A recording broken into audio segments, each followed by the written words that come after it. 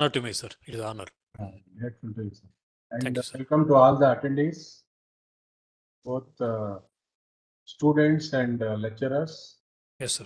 who have joined on WebEx and YouTube platform. Yes, sir. Dr. Shyam Sundar sir was the registrar of JSS University and has vast experience. Sir is well-known educator. We have invited sir on several occasions to deliver talks. Today, sir will be delivering talk on career opportunities in the field of medicine. I'm sure some of the students who have got scholarship are interested to join medical field, and it is the right time to listen to expert like Dr. Shyam Sundar sir to decide on the course of your future. With this, I request my colleague, Mr. Umesh Ghatki, to introduce sir, both his academic and the academic achievements for you. Over to you, Umesh. Thank you very much, sir. Very good morning to everyone. Welcome to the second session on higher education and career guidance and opportunities. Today we have with us Dr. N.M. Shyam Sundar sir. On behalf of KSTA and on behalf of all of us, the students, teachers who have joined with us in the both platform WebEx as well as YouTube channel, I would like to welcome them. Also, I welcome all the teachers and students. Before starting today's session, I would like to give a brief introduction about Dr. N.M. Shyam Sundar sir. Dr. Nanavinikere Mannar Shyam Sundar sir is a senior professor of anatomy, worked in the department since 36 plus years and worked as a HOD for 16 years. He was the Dean Faculty of Biomedical Sciences at JSS Academy of Higher Education and Research.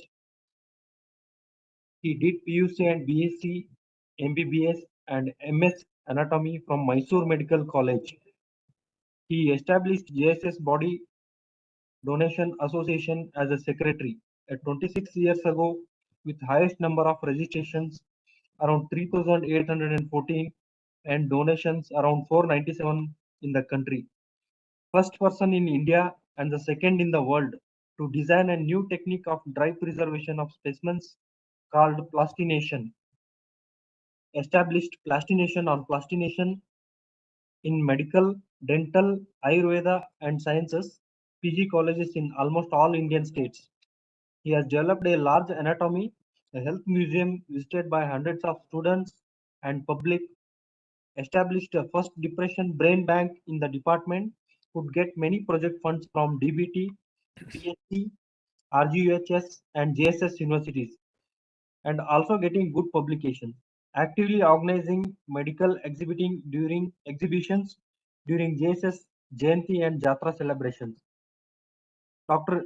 N.M. Shyam Sundar sir is involved in health education programs in TV, radio, print media and guest lectures, visiting both government and private schools and colleges for talks on human body and common health related problems and preventive measures.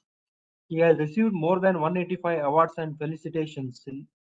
He himself was in recipient of Government of India National Merit Scholarship during his academics, PUC, BSc and MBBS courses. He instituted Dr. Mannar Krishna Memorial Gold Medal in the name of his father since 27 years to the student scoring highest marks in anatomy. He is a reviewer for PhD thesis and project proposals of many universities. He had research projects from ICMR, Indo-Croatian Joint Project, Indo-Italian Project by DST, RGUHS, and JSS, AHER, Brahmara Trust, etc. He is a member of International Society for Plastination, the Best Paper Award in the International Conference at Sydney, Anatomical Society of India, and Karnataka Medico-Legal Society, Mysore, Grahaka Parishad, a Association of Biomedical Scientists, Museum Association of India, and International Commission of Museums, and Karnataka Chapter of Anatomies. He is a member, Ethical Committee, University of Mysore, Fellow of Association, Biotechnology and Pharmacy, a specialist member from Karnataka for DNB. Apart from this, he has received many awards and honors, out of which I would like to mention few here. Best teacher in anatomy at JSS Medical College, Mysore, in the tenure of 1995 to 2020, and Bharat Jyoti Awards by IIFS New Delhi. Best program for teachers, National Award for UGC program on plastination, Indira Gandhi Gold Medal by GEPR at Chennai, and Lifetime Achievement Award by Karnataka Sanskritika Parishad. And best paper in genetics, Gold Medal in Karnataka chapter of Anatomist Conference. Best Science Communicator Award by Science Mysore, Mysore Science Foundation, and Fellow of Association Biotechnology and Pharmacy in 2009. Lifetime Achievement Awards by Brahmara Trust.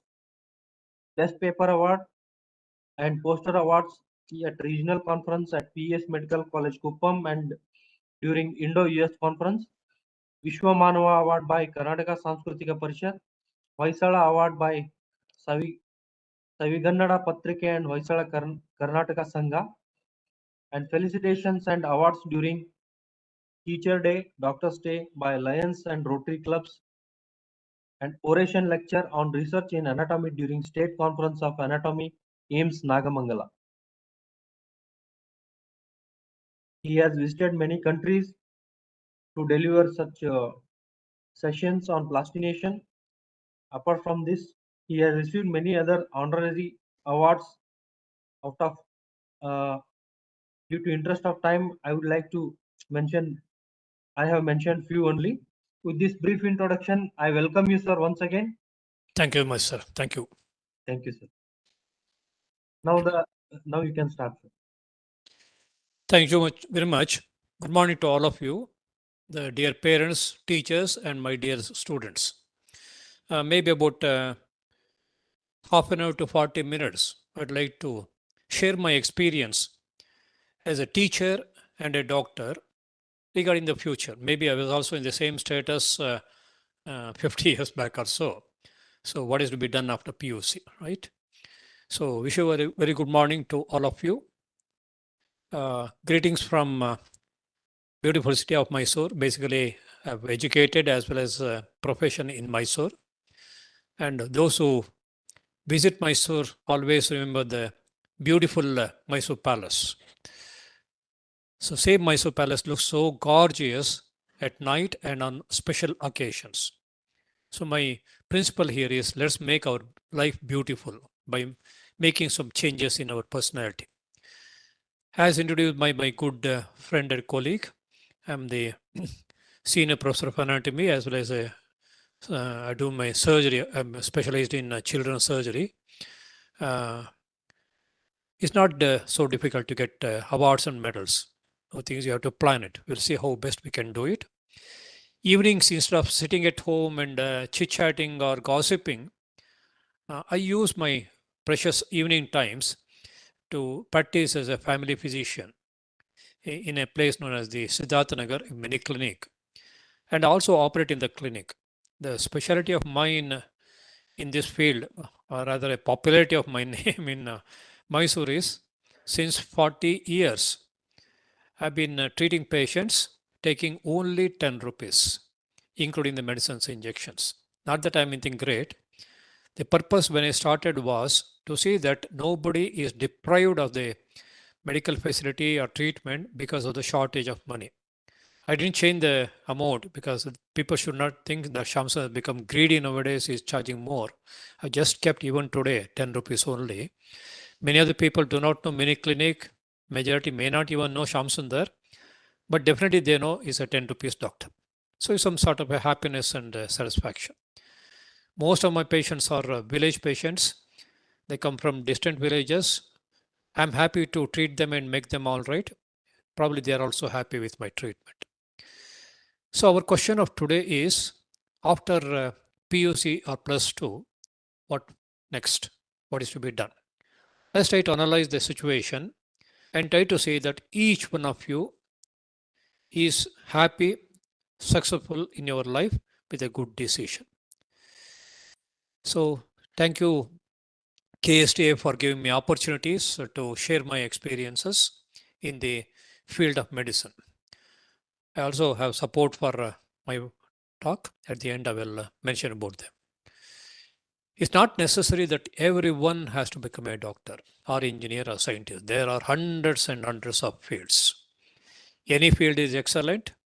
It all depends on what you like, your passion. Just because doctors are looking something great, it does not mean every child, every fellow should become a doctor. Not necessary. There are so many fields where you can excel. So try to understand what special about it. In the society, people think about doctors. The positive aspect about the doctors is it is a noble profession. Yes, I'm proud to be one, and I'm honored also, grateful to the people and my opportunity to become a doctor. Because we deal with something very special, we are all respected. Most of the time in a crowd, doctors are always recognized. That could be one of the positive things why children or the family members want to become doctors. Only thing which I feel proud and happy is an activity carried out by doctors which is not possible by any other profession or anybody else, like alleviating the suffering and postponing death. But definitely every other profession, I always have respect for all the professions. All the remaining professional people also are equally great according to me. I'm nothing great. Is one of the professions. Maybe 1% little better because we deal with the suffering. So others are also really necessary for our good society, good future. We'll see how it acts. There are many, many negative things about the doctors. Probably people do not think about this.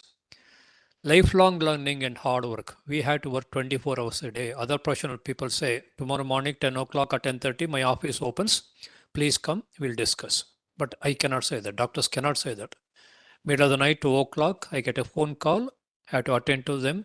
Even as an emergency, even a surgery, I have to go at 2 o'clock. I cannot say this is odd time. So there's one negative aspect.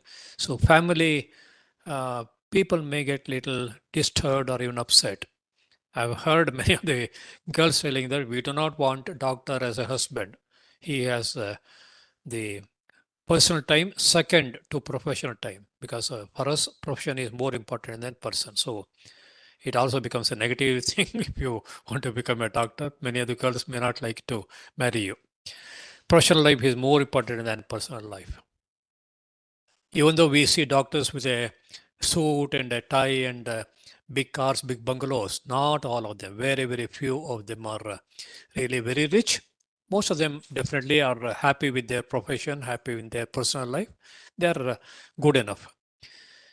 We always have stresses because of the patient's problem, even though we know how to de-stress it or take care, but some amount of stress is always there whenever we are treating a patient who is serious, who has got a long-term problem and he is not improving with our treatment or whatever other reasons.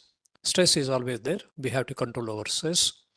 Risk is always there. I've been seeing the papers nowadays, something goes wrong with the patient, even though the disease itself is like that, or the injury is like that, road traffic accidents, suicides, murders. We definitely put all our effort, but people do not realize our effort, and there's always a lot of disturbance to us. Doctors are being hit, doctors are being tortured. All that risk is always there. Yes, we have to take that. Every profession has got its own risk. Timings, as I told you, 24 hours. We work all the days. Many times in the functions at the home also, sometimes we miss. Many other times, my own birthday I have missed. People are little unhappy, but finally they realize that your life is more important for others and patient than personal life. Yes, there is a negative thing about it. There's so many courses that are more fascinating, and one can lead a happy, successful, fruitful, a lot of money also probably, but it all depends on your choice. We'll try to open up the different avenues, how one can be happy. Finally, is a happiness. I really want the parents to be concerned about this particular aspect because as a teacher for nearly 40 years, I've come across a lot of problems with the students for which parents are responsible. This is a shocking thing probably for the parents. Identify the potential in your child. Don't force because you want your son to be a doctor, you want your son to be an engineer, you want your son to be a astronaut. If a son is not interested in this or is not efficient in this, it will be a big problem. So whatever field your son or daughter has the potential, and encourage that. It's like putting a water and fertilizer to a plant to grow nicely. Whichever field he or is interested and passionate about, definitely they will come up in life. They definitely succeed in their profession, and they will be happy also. Do not force them to take up a course which you are interested. Many times I have seen children coming to us, student coming to us saying that, sir, I'm not at all interested because my father forced me. I have joined here. I'm not able to understand. I'm not able to see, study. Please talk to my parents. I want to leave and go. It's a catastrophe. So rather than that, talk to the children. Are you interested in this one? This is the way the profession is, whatever profession. Then give 3, 4 choices of this, whichever you want to. Give them some ideas, each profession advantages and its own way. They'll definitely come up.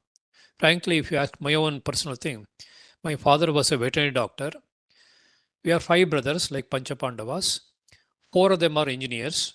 None of them are interested in medicine because of the negative things I told you already.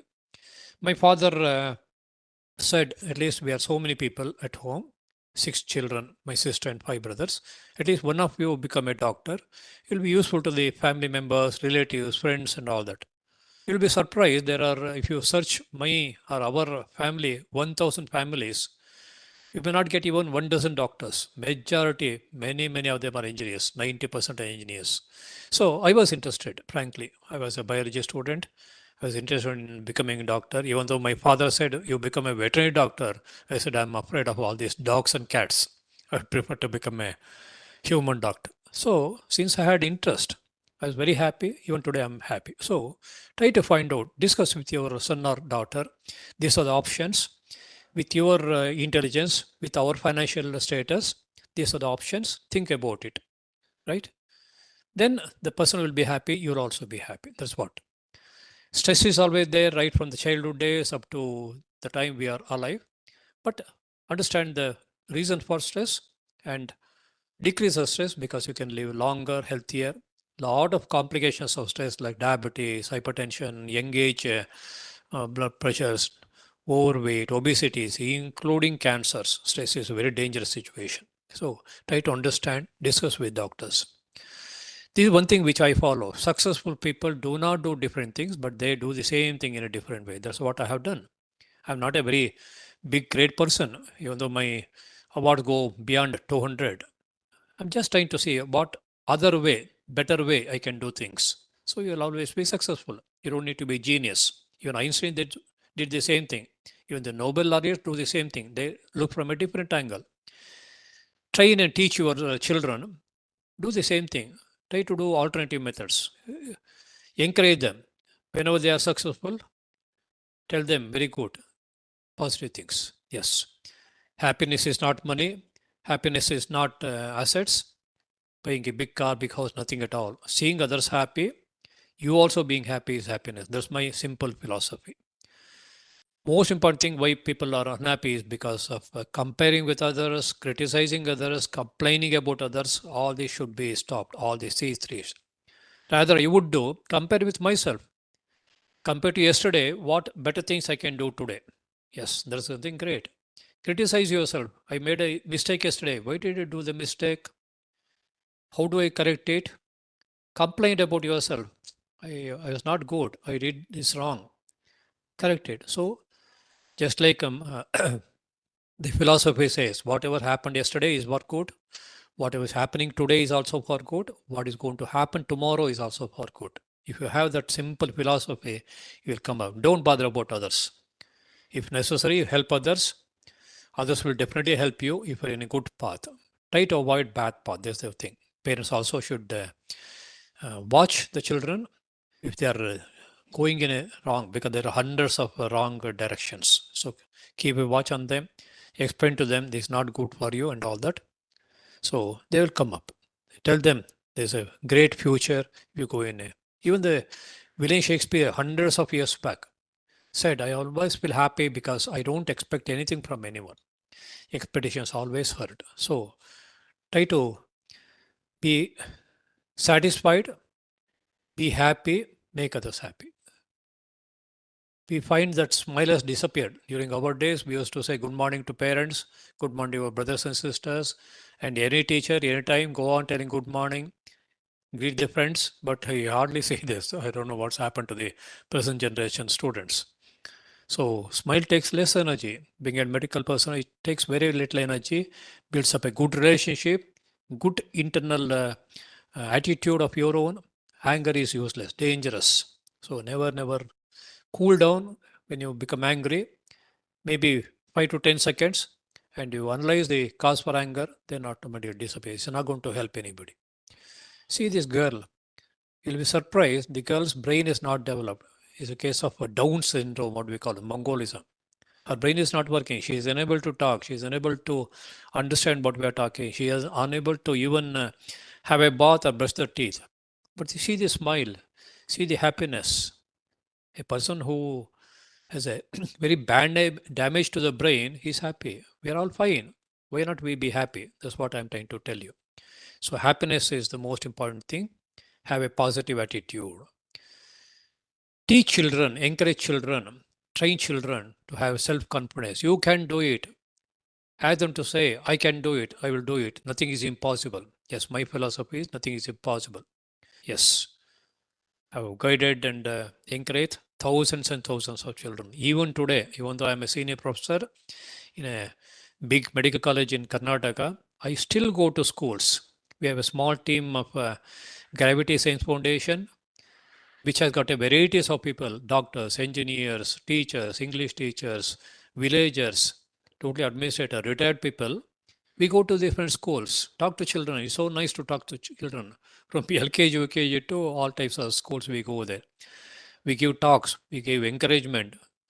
We conduct some small experiments, biology experiments, science experiments, hundreds of schools throughout Karnataka. In fact, I've gone even outside Karnataka also. Children are so nice. They are like flowers. They listen, they are receptive. They want to say, sir, we also want to grow up like you. No, don't grow up like me. You should grow up even beyond me. They feel so nice. So ask them to develop that self-confidence and you can do it. Little planning is necessary. They will come up. All are noble professions. A painter is a noble person, an actor is a noble profession, doctor is a noble. So nothing is inferior, nothing is superior. It all depends on the person who is doing it, right? Caring for the suffering. Every profession needs one, maybe little more, little less. But other people who are suffering in different aspects, somebody has to care. WHO, World Health Organization, defines health as physical, mental, social, spiritual well-being. It's not only the doctors who have to take care of all these, even the general public, an engineer, a scientist, a housewife, a villager, a farmer, everybody is involved. Suffering means it's not only the disease. Please don't take it as a physical disease, a mental disease. Even a social problem, person, the child is not, the student is not mixing with others. Talk to that fellow. You may not be anything. You may be just a worker in an office. You may be just a farmer. Talk to that boy or a girl. What is the problem? Come, we'll go together. We'll have a cup of coffee. Spiritual, give respect. Be happy. Let's go to a temple. Let's go to somebody who is good. So everybody is involved in different types of suffering. It's not only physical, mental suffering, social, spiritual suffering also. So you are one of the candidates to see that the future of India is coming up better. Somebody has come to you with a hope of getting help. Talk to them. Help them. What's your problem? Tell me. I will help you. I will 100% help you.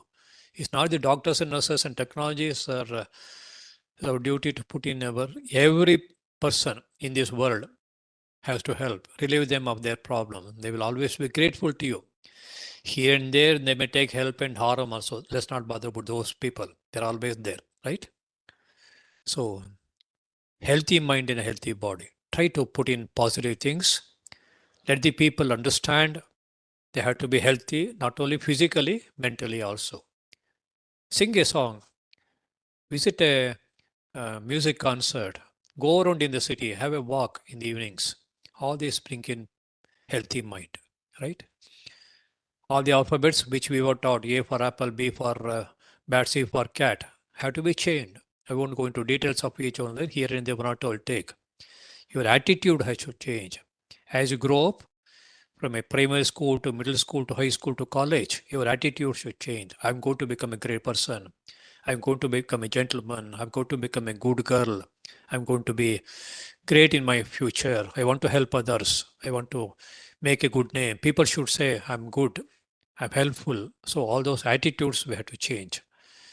We have to believe ourselves. As a doctor, I believe in my patient and expect my patients to believe in me. Mutual belief is extremely important. Otherwise, nothing works. Even if I give the best treatment, if the patient does not believe in me, the result will not be good. So mutual belief is extremely important. Dedication, commitment, they're all very efficient, very much necessary. Knowledge, efficiency is necessary. Hard work, smart work is equally necessary. So each of the alphabets I've just put. Be happy. Talk to people with a smile. Try to share their happiness and unhappiness also. Try to don't worry, nothing will happen. Everything will cool down. Just like after a night, a dark, tomorrow morning you will have a sunrise, bright future. Talk to them. The fact somebody is already there with you itself is a great thing. So always pump in a lot of positivity in the person. Yes. So develop the passionate. I like this one. I like that one. I like that one. Maintain a good quality. Sense of time is extremely important. We have to plan the whole day. I take a piece of paper every night before I sleep. Put the next day's date in the order of priority, morning to evening. What are all the things I'm supposed to do? What are the other things that need to be done tomorrow or day after? Not so urgent things. So once you have that time management, things work out very nicely. So a few of the points of different courses that are available in the medical field, I'd like to highlight. Again, I repeat the statement made in the beginning. It's not necessary everyone should get into the medical field. If that is the case, whole India would have been only doctors and paramedical staff. Where do you get the engineer to construct my house? Where do you get the automobile person to build up a good car? Where do we get the space scientists? Where are the lawyers? Where are the general public? Where are the farmers? So every field is important. So my field, I like to highlight those who feel, yes, this is a right field. I'm interested in medical and paramedical field. I will take up those people. Others, fine. You continue your field, have passion, but always have a good relationship between their friends, relatives, and others, right? MBBS, master degree in Bachelor of Medicine, Bachelor of Surgery is a degree. 5.5 years course, 4.5 years of study, 1 year of internship or training. With this, you can become a family physician. That means you can practice as a clinician, have a clinic in the city or in the villages. Excellent. I really like my clinic. Since 40 years, I've been practicing. I'm happy. Most of the patients are also happy. You can join as a medical officer both in the private sector and the government sector.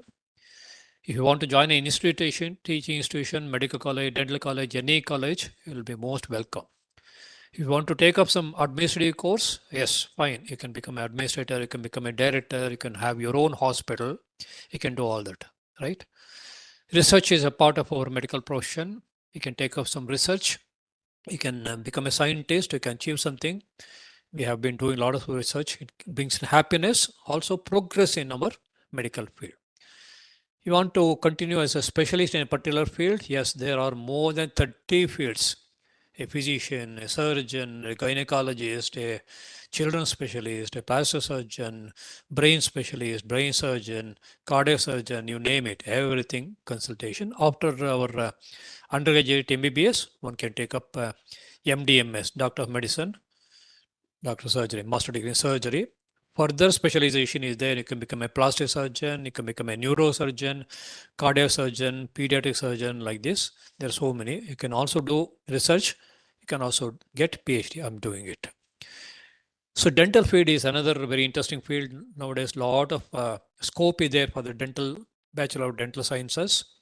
It's again a 5 years course, 4 plus 1 year of housemanship. One can become a dental surgeon, practice independently, and also join a dental college as a lecturer.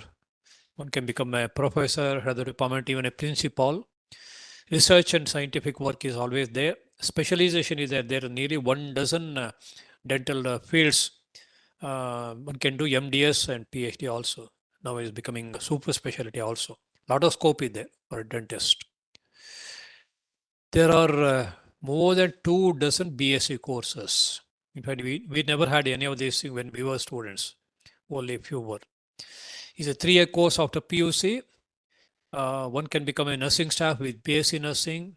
One can become a physiotherapist. Lot of scope for both nursing and physiotherapy, both in India and abroad. Good amount of money, good facilities, and very good opportunity and future also. Occupation therapist. Recently, about 3 to 4 years since it's coming, lot of demand is there. Abroad, particularly, a lot of demand is there. In India also, lot of occupations need this therapist. Lot of technologists is there assisting the hospitals and the doctors. And all these BSc courses have respective MSc courses. MSc in nursing, MSc in physiotherapy, like that, all of them. One can also do PhD, it's quite easy. One can become a professor. One can even head the department or institution of the particular one. BSc nursing is there, 4-year course. Wonderful opportunity is there. Those who are interested in doing the service to the public, wonderful course. Lot of opportunity there. One can continue with MSc nursing and PhD. One can join nursing colleges abroad. So much of a demand. You'll get a very high salary with all good facilities. Physiotherapy or physical therapy is again a 4-year course. Lot of scope, and a lot of people are having a lot of neuromuscular problem, nervous system problem, skeletal problem, joint problem, muscular problem. So physiotherapists are very, very busy nowadays. There is a good scope also. Occupation therapy, different occupations have their own problems. So occupation therapists with BOT, MOT can be very happy in the future with all good facilities. Lab technology, lot of high-end labs are coming up, high technology labs are coming up. Lot of instruments are coming up now for various blood tests and other tests. MIT's imaging, yes, very, very good progress. Nowadays, we got not just X-rays, but having CT scans, MRI, PET scans, you name it. So much of a scope. Very good training is available in many of the institutions. One can become a specialist in this technology. Operation theater technology. One wanted to become a doctor, for whatever reason he could not. He wants to be involved in the operation theater. We need technologies who can help us in good, safer operations. Perfusion. For the heart surgery, perfusion is necessary. For a cardiac surgeon, a very good perfusionist is necessary. Again, a 3-year course, lot of scope is there because a lot of hospitals are having cardiac surgery, heart surgery. Dialysis for people who have failure of the kidney. Dialysis machines need a fully qualified technology. Most of the good hospitals have got a dialysis technician. Respiratory care technology, because of the air pollution, lot of people are having respiratory diseases, ventilators. The two, you can understand the corona time, how much of a ventilator, how much of a technology necessary was there. Abroad, all these fields have got a very good scope. Cardiac care, yes, both in the wards, in the emergency ICCUs, in the cardiac surgery units, post-operative, a technician is very much necessary. Even if you want to go in a low profile, physician assistant, they can assist the physician in different aspects of the examination, in the management of the patient, helping the outpatient, inpatient discharges is a very simple, very interesting field.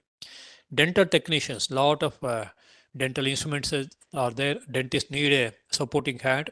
Similarly, optometry, eye specialist, lot of instruments are there. Surgery, lot of surgeries are there done by the eye specialist.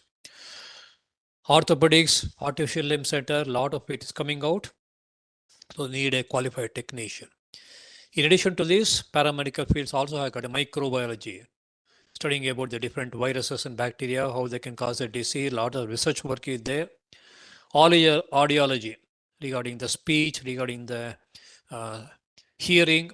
Audiologist is in demand, very high demand in the speech hearing institutes, as well as the ENT departments, medical colleges. Veterinary itself is a very big field, taking care of all the animals, both domestic and other animals. Is again a wonderful field. One is interested in animals, they like animals, wonderful field.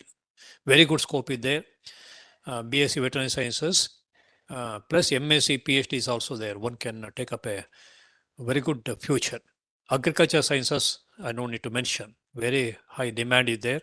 A lot of advances is there in the agriculture sector, horticulture sector. Fisheries and marine biology is also very good, particularly in the areas of where there is water bodies. It may be seas, it may be marine biology. A lot of scope is there. BSc, MSc, PhD. People are having a very good scope. Paramedical courses other than MBBS or allopathy courses, there are also Ayurveda is there, nature cure is there, yogic sciences is there, yoga is there, then supportive fields are there. All of them have got their own future and they are all doing very well. Expenditure may not be very much, but people who are interested in this Indian type of medicine, what we call the Ayush, one can take up. The very good scope is there. Upcoming field, in fact, one of my passions is engineering as a hobby also, biomedical engineering. Early we thought engineering and medicine are different. Now we have got a wonderful marriage between engineering field and medical field. A lot of scope is there for the biomedical engineers, a lot of instrumentation, design, maintenance, a lot of scope is there. Nutrition and dietetics, yes, very much necessary nowadays because we find a lot of diseases related to nutrition and obesity and all that. Genetics is again upcoming field. One can do medical genetics, one can do general genetics, take up a PhD. A lot of diseases are now related to the genetics, so a lot of scope is there. Biotechnology is coming up in a very big scale. Biotechnology applied to medicine, biotechnology applied to biological sciences. One can go there, do it. Pharmacy is a very big profession throughout the world. Medicines are necessary, different kinds of pharmacy are there. Clinical pharmacy is there, which medicine has to be given to whom. Why some medicine do not produce a expected effect in a particular person.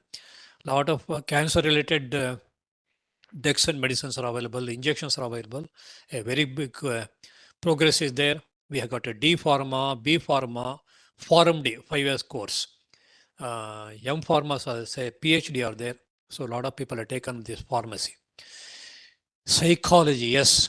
A lot of problems we encounter in the people with psychological problems, psychiatry problems. So there's a need for the two. We always say that India is becoming number one psychiatry problem country. America, some of the Japan and related areas were having a lot of psychiatry problems, but unfortunately, not only we are excelling in our population, but also in psychiatry problems like depressions, Alzheimer's disease, bipolar disorders, lot of disorders. Psychology and clinical psychology is got a very good scope. They're easy to study and getting a job is easy. Even the course is quite interesting also. Blood banking, we need technician for the blood banking. A lot of demand for the blood in case of emergencies, cancers, accidents. So blood bank technicians are on very high demand. Criminology, yes. Any news, any paper you see every day, more than half a dozen medical legal problems, suicides, murders, accidents. So there's a need for a lot of people who are trained in this field to take up the criminology, both medical field. You can join a medical college as a technician in the forensic medicine department, or you can go to the general public as criminology department. Food technology, yes, there is a lot of scope for the food technology. Food industries are coming up very nicely.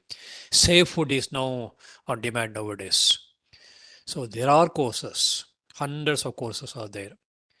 First, my choice is what I'm interested, what I'm going to be happy in my life. That's my first choice. Have an idea about all BSc, MSc courses, PhD courses. You decide. Sit with your parents, maybe well-wishers, relatives.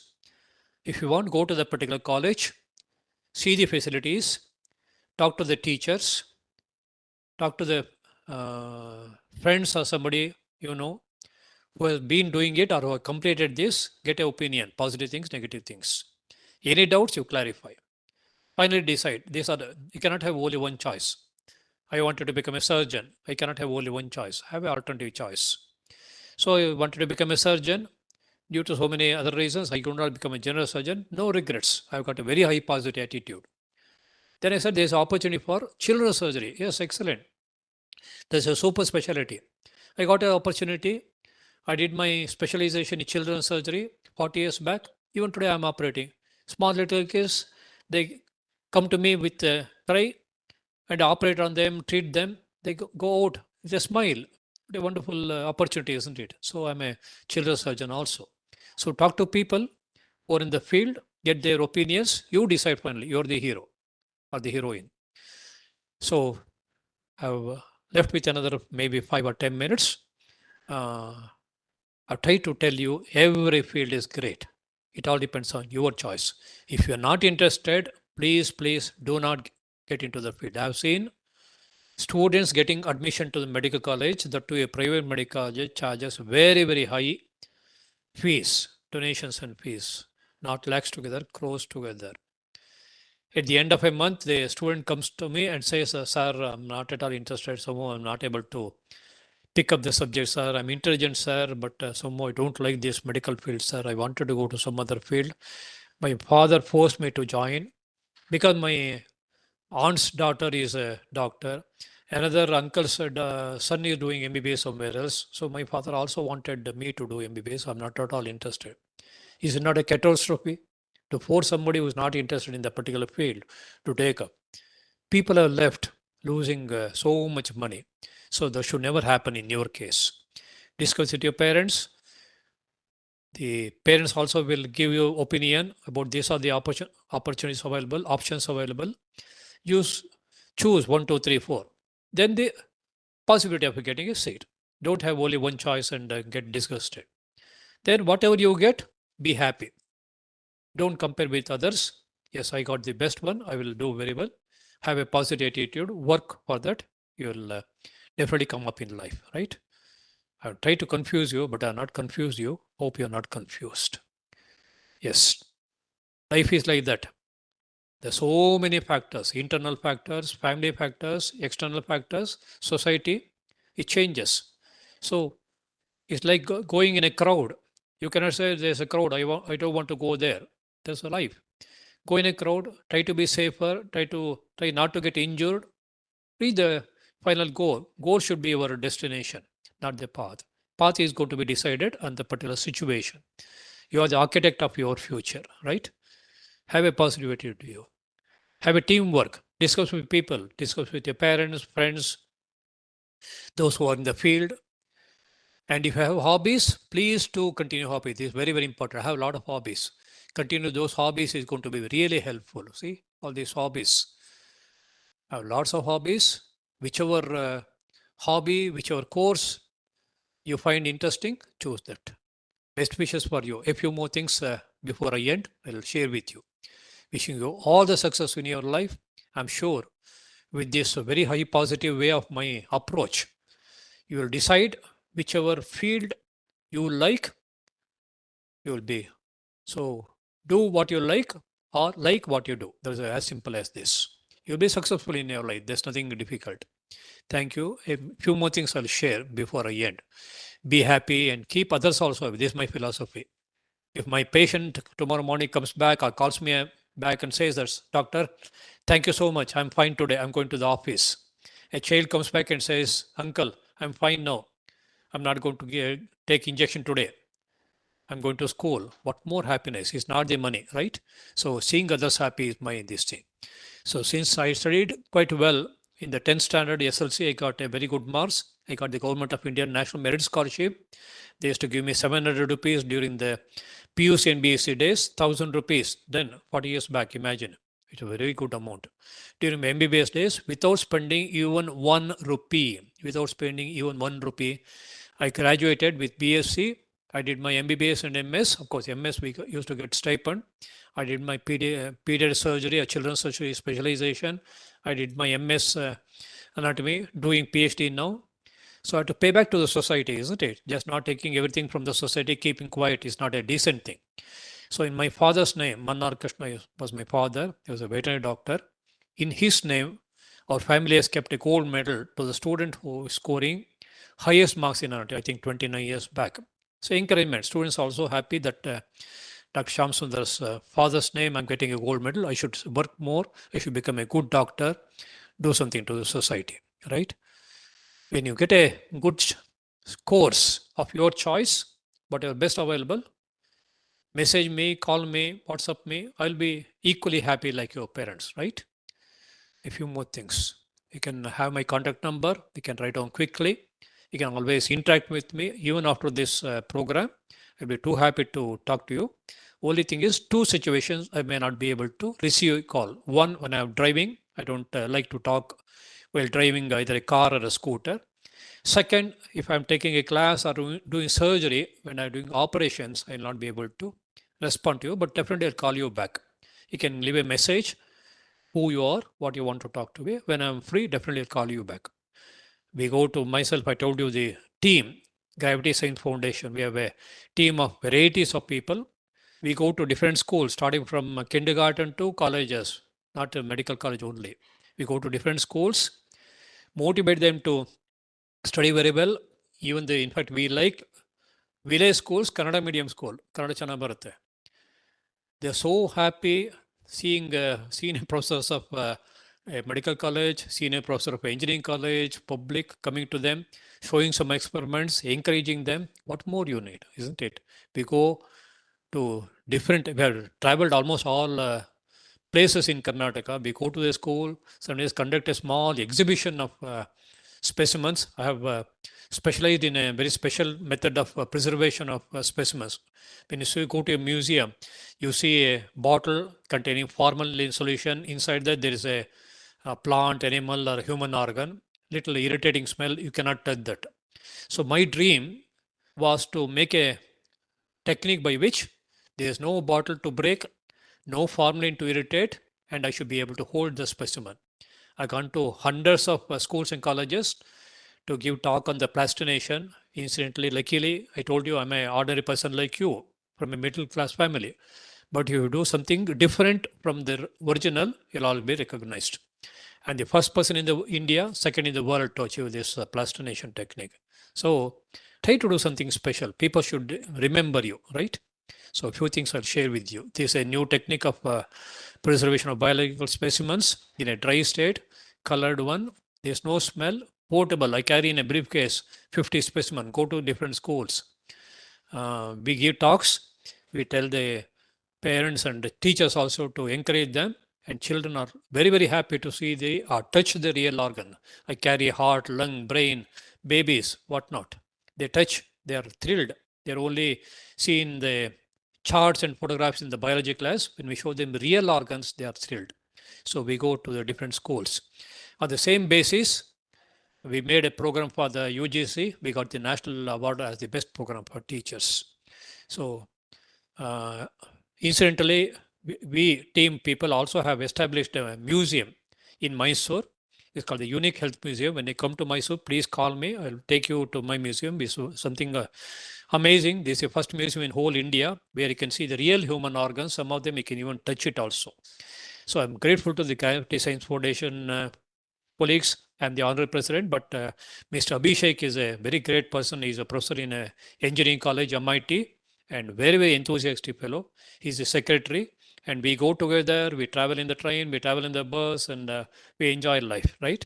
And thirdly, we Fly, where I'm sitting now. They gave us technical support, wonderful people. I really enjoyed. Last week, they showed all the different types of drones for various purposes.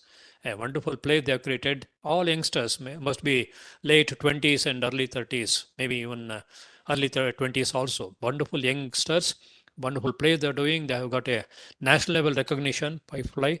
So we are very grateful to this Manoj and his team. So I hope I've done something good today morning. So some of the awards which I've received, Creative Genius Award, Best Teacher Award from JSS. Mysore Science Foundation gave me the Best Science Communicator Award, Lifetime Achievement Award. Swamiji gave me this award, and what a honor, isn't it? Vishnu Manava Award. And Thoreswamy Memorial Best Paper in Neuroscience in Kuppam. So Pride of Mysore Award. Pragati Pradhan gave this Pride of Mysore. These are my students. It'll be unbelievable. All of them were so proud. Our teacher is there. They give me an award also. Samaja Sevatna Award, Doctor's Day Award, Lions Club of Mysore, Alzheimer's first time in the world, Alzheimer's Animal Model, Best Post Award, Indo-US Conference, Lifetime Achievement Award by Karnataka Samskritika Parishad. Srinath, I think you can recognize, sitting next to me. Vaidyaratna Award. The person in the middle, gentleman, is my brother. He is 90 years, very, very active. See this. Make yourself happy. He can live without diabetes, without hypertension, without cancer, without obesity, happily. He's 90, nearing 90 now. How enthusiastic he is. See this. He can get many, many, many awards. It's not, so he's an Indo-US award. Barjoti Award, Indira Gandhi Gold Medal, DVG Memorial. Children come to my museum. I go to their school, arrange exhibitions. You can also do it. Come down to Mysore. I'll be very happy to meet you. See the hobbies, fine arts and crafts. I do sketching, I do crafts. Electricity, electronic is surprisingly a hobby for a doctor. Carpentry work, I do sculpturing, I do carving, I do. I sing a song, play musical instrument, and funniest thing is I do cooking. Today morning I prepared masala dosa. Today afternoon I have to prepare something. I invite my brother also to join for lunch. See this. Happiness is your attitude. That's all. Change your attitude. All these things. Come down to Mysore. Call me. I will make some of these things for you. Right? So, Mr. Dr. Ayyappan was a very great person. He has visited our museum. He inaugurated our museum. Character Science Foundation Secretary is here. Mr. Abhishek. So, it was a very great day for us. The owner of the building with a blue shirt, Dr. Nagavi is there. I'm sitting in the middle. So, try to do something. Don't get involved in any bad things. They're all going to spoil you. Think of positive things, what good things I can do tomorrow, right? Firefly is a very good international organization based in Mysore. They're doing a lot of drone work, applications for drone. I'm very grateful to them. And when you come down to Mysore, you can visit all these things, right? Thank you very much. Time management is extremely important. Now my watch shows almost reaching 12:30. A few questions, if the organizers permit, I'll be too happy to share with you. Thank you so much. Sir, thank you very much for a very good talk. Thank you, sir. Thank you so much. You gave the overview of career opportunities in the field of medicine. Yes, sir. Yes, sir. Also, how people should be happy in their own field. Yes, sir. Well, Yes, sir. Yes, sir. many of the students will be highly benefited by your talk. Yes, sir. Thank you, sir. Sir, we look forward to your kind support and encouragement for our future programs. Yes, sir. Thank you so much, sir. It's an honor to me, sir. Thank you very much. If they have any questions, they can always message me. I'll be very happy to reply to them also. If they want to meet me personally also, they can come down to Mysore, give a call. I'll be too happy to talk to them also. Wishing everybody all the best. Again, thanking KSTA and all the staff for involved in giving me an opportunity to share my little experience. Thank you so much. Have a great day. Thank you very much, sir. I take this opportunity to thank you immensely, and also my friends Dr. Lingdal and Dr. Abhishek are with us. Thank you, sir. Thank you, sir. Thank you, sir. Thank you so much, sir. Thank you. Next talk will be by Professor Uttam Kumar, who is a professor at the IIITB, Bangalore. Welcome to you, Professor. Good morning, sir. Morning. Good morning. Thank you. Welcome to you. Now, on behalf of KSTA and all the participants, once again, welcome to you. Now, I request my colleague, Mr. Srinivas, to introduce Dr. Uttam Kumar to the audience. Over to you, Srinivas. Thank you, sir. So, good afternoon, sir. Good afternoon, Uttam, sir, and participants and our CEO, Dr. Ramesh, sir. I would like to introduce today's speaker, Dr. Uttam Kumar, sir. He's a very good friend of mine. Presently, Uttam Kumar, sir, is an assistant professor and also warden and Infosys Foundation Career Development Chair Professor at IIITB. Dr. Uttam Kumar, sir, holds a bachelor's degree in computer science from Visheshwarya Technological University, Belgaum, and diploma in advanced computing from CDAC, Pune, master's degree in geoinformation science, University of Twente, the Netherlands, and PhD in algorithms for geospatial data analysis from Indian Institute of Science, Bangalore. He worked as a project assistant as a research associate at ASC, Bangalore, and was a visiting scientist at GISC Lab, Department of Computer Science and Engineering, IIT Bombay.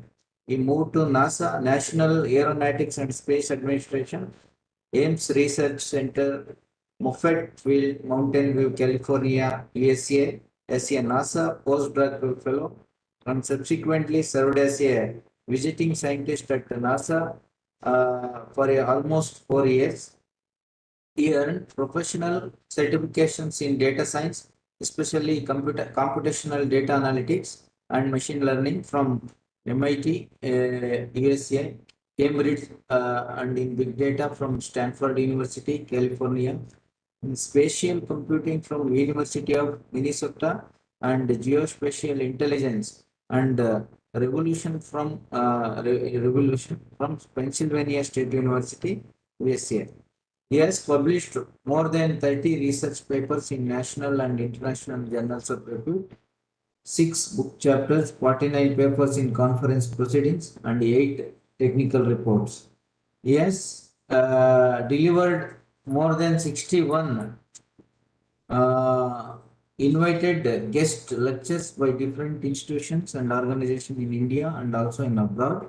He is the reviewer of more than 25 national and international scientific journals, reviewer for several conferences, and has served as session chair and judge in several conferences and also competitions. He has received several awards, including the Institute of Engineers India Young Engineers Award in 2016, NASA Group Achievement Award by NASA, Washington, D.C., and Publon's Peer Review Awards during 2017, Certified Sentinel of Science Award in the Earth and Planetary Sciences during 2016, Best Paper Award in 2015 in International Conference on Machine Learning and Data Analysis and UC Berkeley, Best Paper Award 2015 in International Conference on Remote Sensing and Applications, Los Angeles, Best Paper Award in 2014 by Bulletin Geológico Minero in Spain, Young Geospatial Scientist Award in 2011, New Delhi, Best Paper Award during 2011 by Indian Society of Remote Sensing, Bhopal, and Best Paper Award by IIT Kharagpur, India in the same year. And his research interest are data mining, data science, and applied machine learning, remote sensing and GIS, digital image processing, and management information system.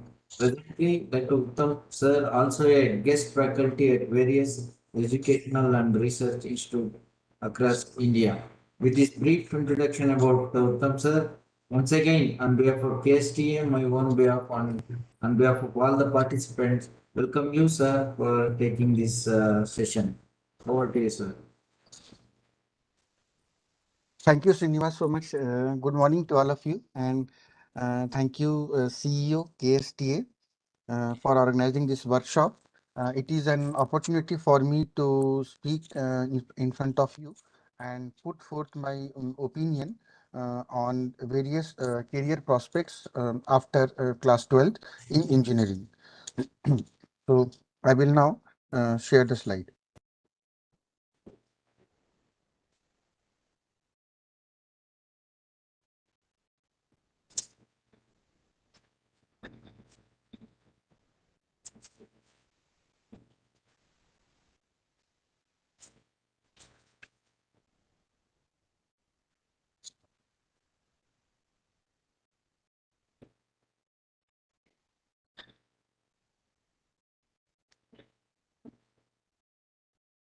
I hope the slides are visible. Yeah.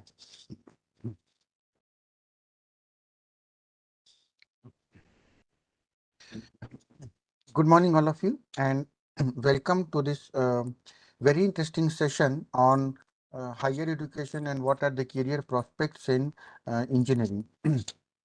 So this topic is actually quite vast, and one can keep talking about various um, disciplines in engineering for a very long time.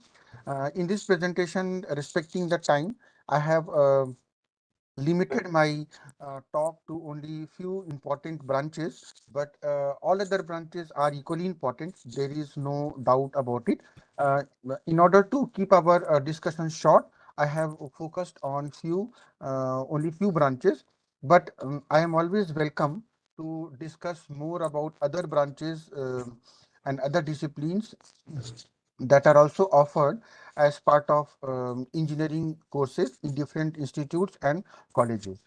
So, welcome all of you to this presentation on prospects in engineering. And uh, so, and let's start our journey for almost 30 to 40 minutes talking about various programs in engineering. So I believe the audience here must be completing their 12th or PU or or would have already completed.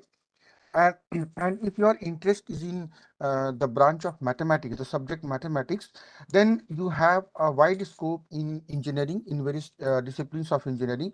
And the next question is what's next? So if you like mathematics, if you like physics, and if you have some interest in creativity, in technology, so the question is what's next? So let's talk about engineering education. So before we get into details of what is engineering education, let's see uh, what is engineering. So we all witness in our day-to-day life some application of engineering, some application of technology, and we all use it. We not only witness it, but also we use it in our day-to-day life. Right away from your mobile phone to television to a normal fan, washing machine, everything is developments, is application of engineering. So engineering, the subject, the term engineering is essentially application of science and mathematics to solve some real world problem. Okay, so engineering is all about how do we use science, how do we understand science, how do we also use mathematics, and how do we join these two to develop technologies. So the overall goal of developing technology is to see how are we able to solve some of the real world problems. There are numerous problems in different sectors, right away from agriculture to yield prediction of crops, to looking at disease, to looking at space technology, looking at traffic jams, looking at cities. There are different types of problem in different domain.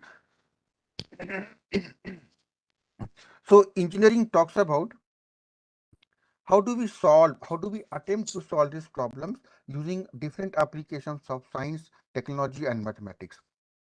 Whether you talk about cities, whether you talk about flyovers, whether you talk about new bridges, or if you shift your gears and talk about the small handheld device that we use every day, every hour, the smartphone, or the smartphone, numerous apps that you install in your smartphone, or we talk about electricity, or we talk about clean energy. It is the role of engineers who strive hard to bring these facilities, to bring these applications to your hands.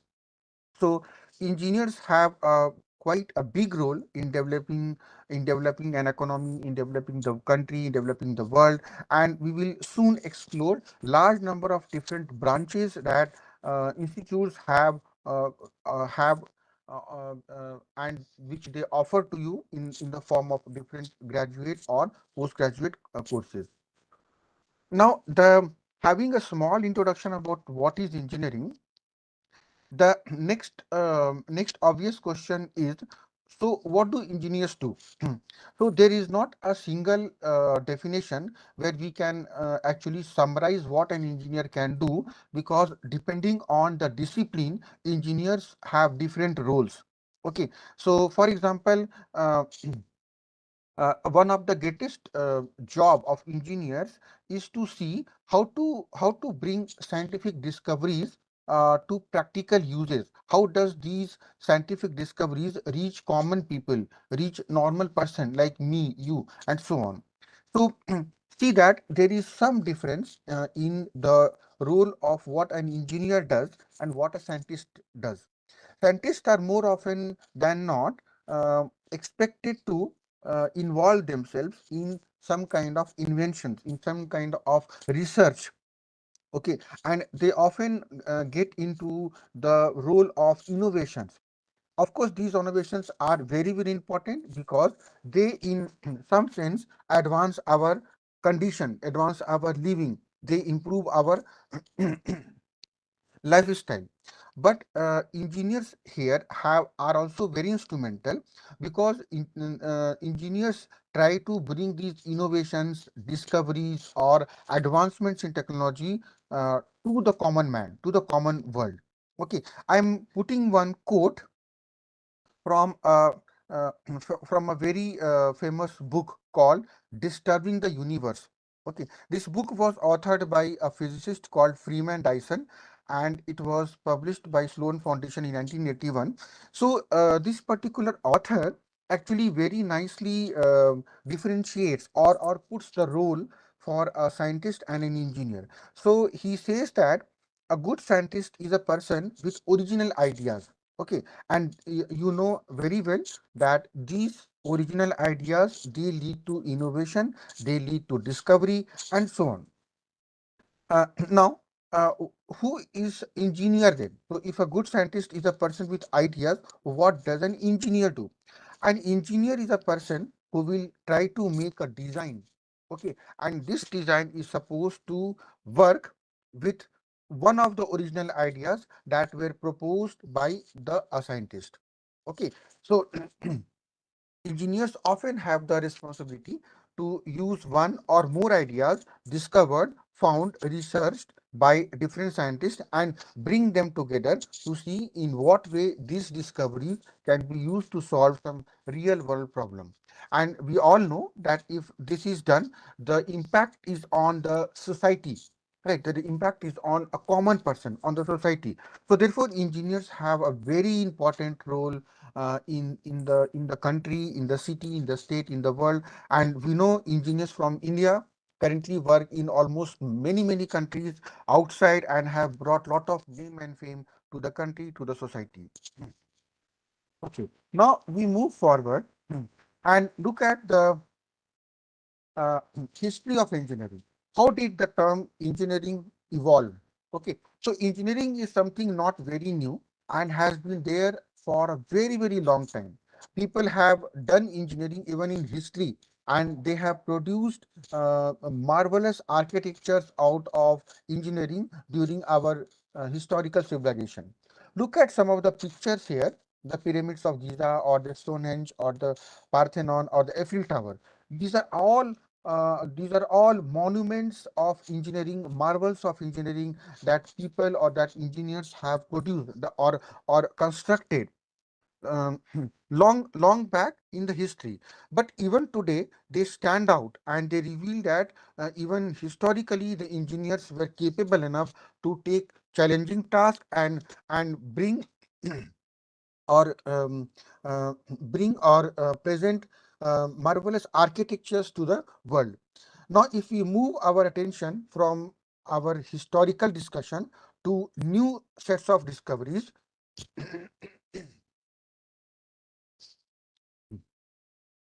we see that today's engineers are no less.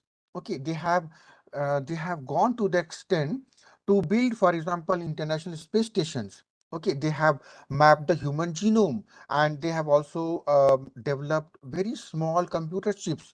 So you can see in the picture here a sample of an international space station, a genome sequencing task, and on the bottom you can see a thermal image of a computer chip. So this these chips have been now miniaturized, and you see that these chips are now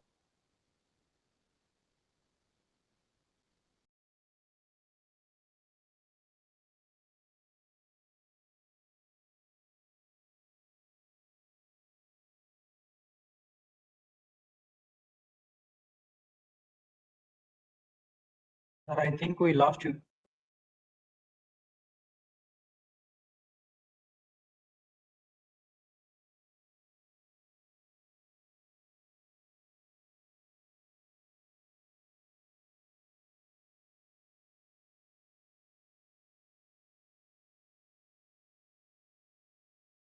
Sir, I think we got disconnected, sir. Are you there, sir?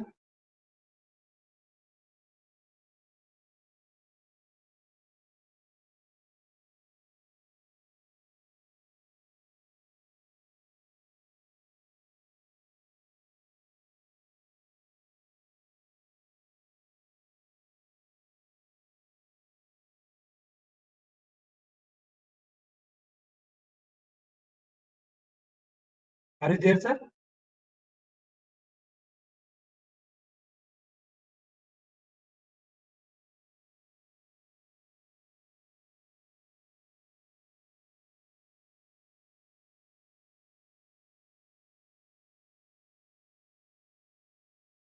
Sir, phone ಮಾಡಿ. Sorry for the technical issue.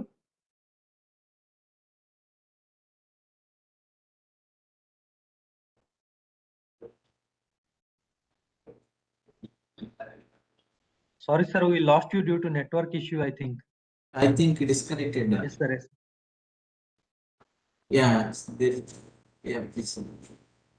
You are there, but we cannot hear you, sir. In presentation, everything is visible, sir, but your voice is not. Yeah, audio is not coming.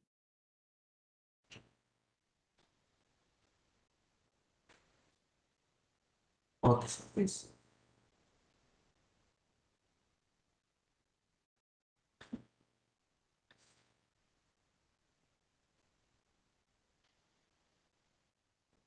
Mm.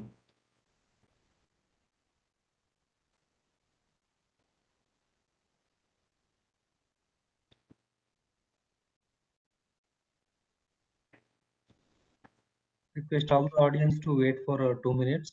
There will be rejoining. We'll continue the session. Well, if you have any questions, you can post in the chat box, or you can raise your virtual hand so that we will unmute you. You can directly speak.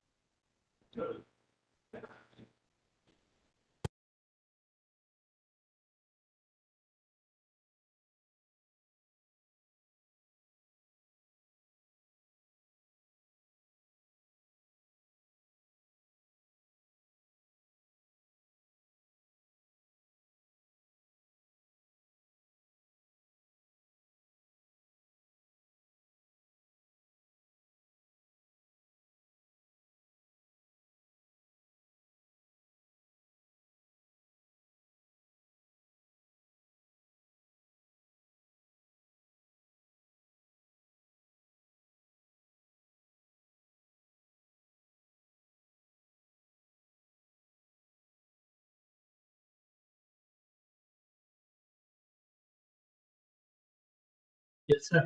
Now we got connected, sir.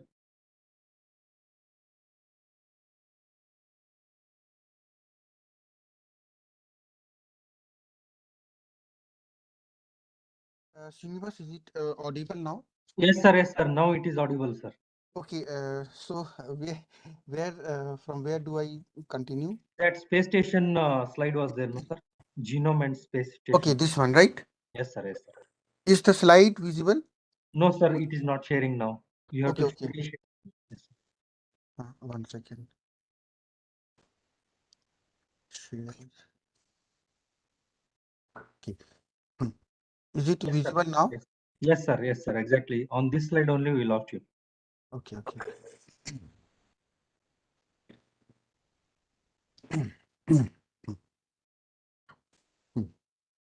So Yeah, should I continue from this point? Yes, please. sir. Yes, sir. From this point you can continue. Okay, okay. So we were talking about the different monumental discoveries or different monumental buildings that were originally made by engineers in the history of human civilization. And we had looked at the pyramids of Giza, Stonehenge, the Parthenon, and the Eiffel Tower.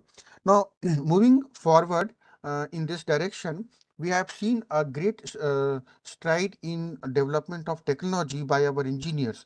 So, be it the International Space Station that have been designed by our engineers, or be it mapping the human genome sequencing, or even to the advancements of small computer chips, we see that engineers from different disciplines have a great role. So as such, you can see one example of a space station, a genome sequence, and also at the bottom in the figure, this is a thermal image of a computer chip. So we now know that the computer chips that are being developed by different companies have been miniaturized. Okay, and they hold great power, great potential. So now these chips are being installed in your smartphone, in a tablet, in a laptop, in an iPad, and so on. And the most important point of interest here is that these chips, which used to be quite large some 10, 15, 20 years back, have now been miniaturized to a very small few centimeters size, which also now have compute power at the client side, not only at the server side but also at the client side, also at the user side. So users can have these chips in their smartphone, run applications, and also do some amount of processing in their smartphones. So we see that there has been a lot of improvements, lot of developments, and engineers have strived hard to bring these to the usage of common people. So we realize that engineering is one of the cornerstone of a term called STEM, STEM. STEM stands for science, technology, engineering, and mathematics. Very recently, the term STEM has been reframed as STEAM, STEAM, and in fact, they have added a new course or a new stream called arts. So STEAM stands for science, technology, engineering, arts, and mathematics. Uh, the subject art, which had in sometime lost its visibility because of the less career prospects, is now slowly gaining momentum, and people have realized that arts and social science are equally important in today's technology. In fact, there is a lot of discussion currently on how to impose social ethics in engineering. Okay, and how do we ensure that the artificial intelligence and these new developments which are being commonly used by many people, how do we impose ethics in AI? Okay, so therefore people realize that to read the people mentality, to understand their behavior, we need to have people or experts from different backgrounds, including arts, who are not only philosophical but also creative, who look at a society in a different angle. And perhaps then it was realized that people from arts and social science background are equally important to engineers and now have been inculcated in the STEM design. So STEM education actually provides something like an interdisciplinary curriculum, and the main purpose of STEM is to motivate people, in fact motivate students to see that they orient their career towards science, technology, engineering, arts, and also mathematics. All right. So with this brief introduction of what is engineering, what an engineer does, and how has engineering brought impact not only in the history of mankind, in the history of humankind, in our history of civilization, but also recently with the new developments in space stations, genome sequencing, and microcontroller, and chips. Now, we look at some of the major uh, engineering disciplines that are offered in most of the engineering institutes and colleges. Okay, there is no preference given to these courses with respect to serial number, and I must say that each one of them are equally important and have wide prospects. Yes, sometimes the market demand, the job demand keeps changing with respect to different disciplines, and is often driven by what is more required to the society. So please do not treat these numbering sequence assuming that the one on the top are more preferred branches and one at the bottom are low preferred branches. All branches are have importance, and they have a vital role in different aspects of real life and also in science and technology. So the different disciplines of engineering, or you can say branches, that are being offered across our country in different colleges and across colleges in different countries as well, are computer science and engineering, electrical engineering, electronics engineering, mechanical engineering, civil engineering, structural engineering, chemical engineering, aerospace engineering, biomedical engineering, biotechnology engineering, environmental engineering, industrial production engineering, automobile engineering, pulp and paper technology, and mining engineering. So this is not the exhaustive list. Yes, of course, there are more branches, including geotechnology and geoinformatics, that I have not listed. But overall, these are some of the choices that a student gets when they are trying to seek admission to engineering colleges all across our state and country, and even in different countries. So we will try to cover few of them and see what do they mean, and in what is their role, what is their career prospect, and what is the future.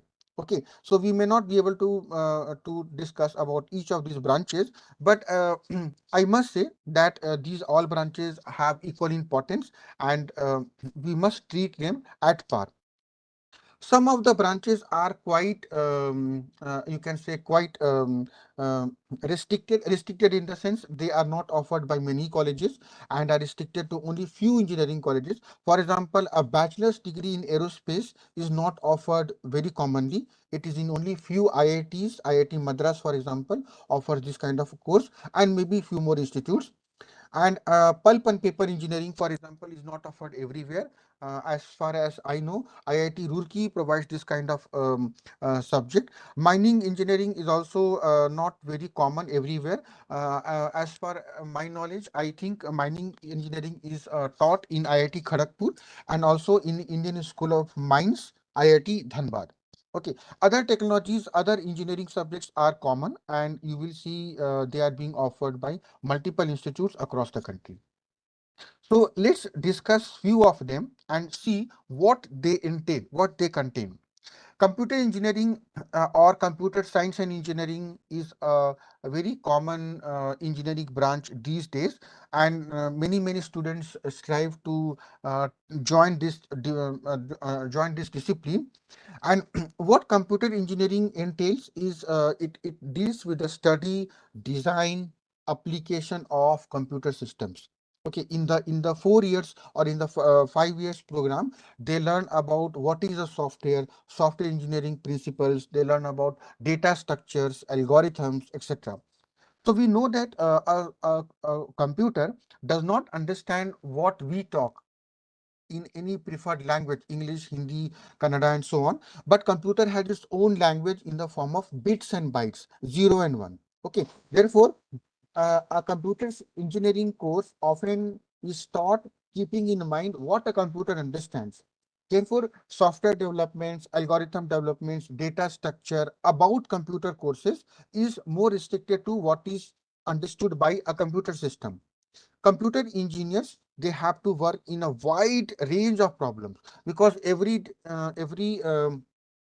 aspect of our life today are driven by challenges or problems that are more or less being computerized, right? So therefore people have to work in with computer in railways, in our BESCOM, electricity department, in water supply department, in hospitals, in banks. Everywhere you go, you will see people working on computer, because they use some software developed by these computer engineers, and these softwares have been designed to make our people's life easy, to make our work faster. So you would not like to wait for a long time while doing a airline reservation or a hotel booking or a bus ticket booking. And it is this software that makes the job more faster, more easier, and more efficient.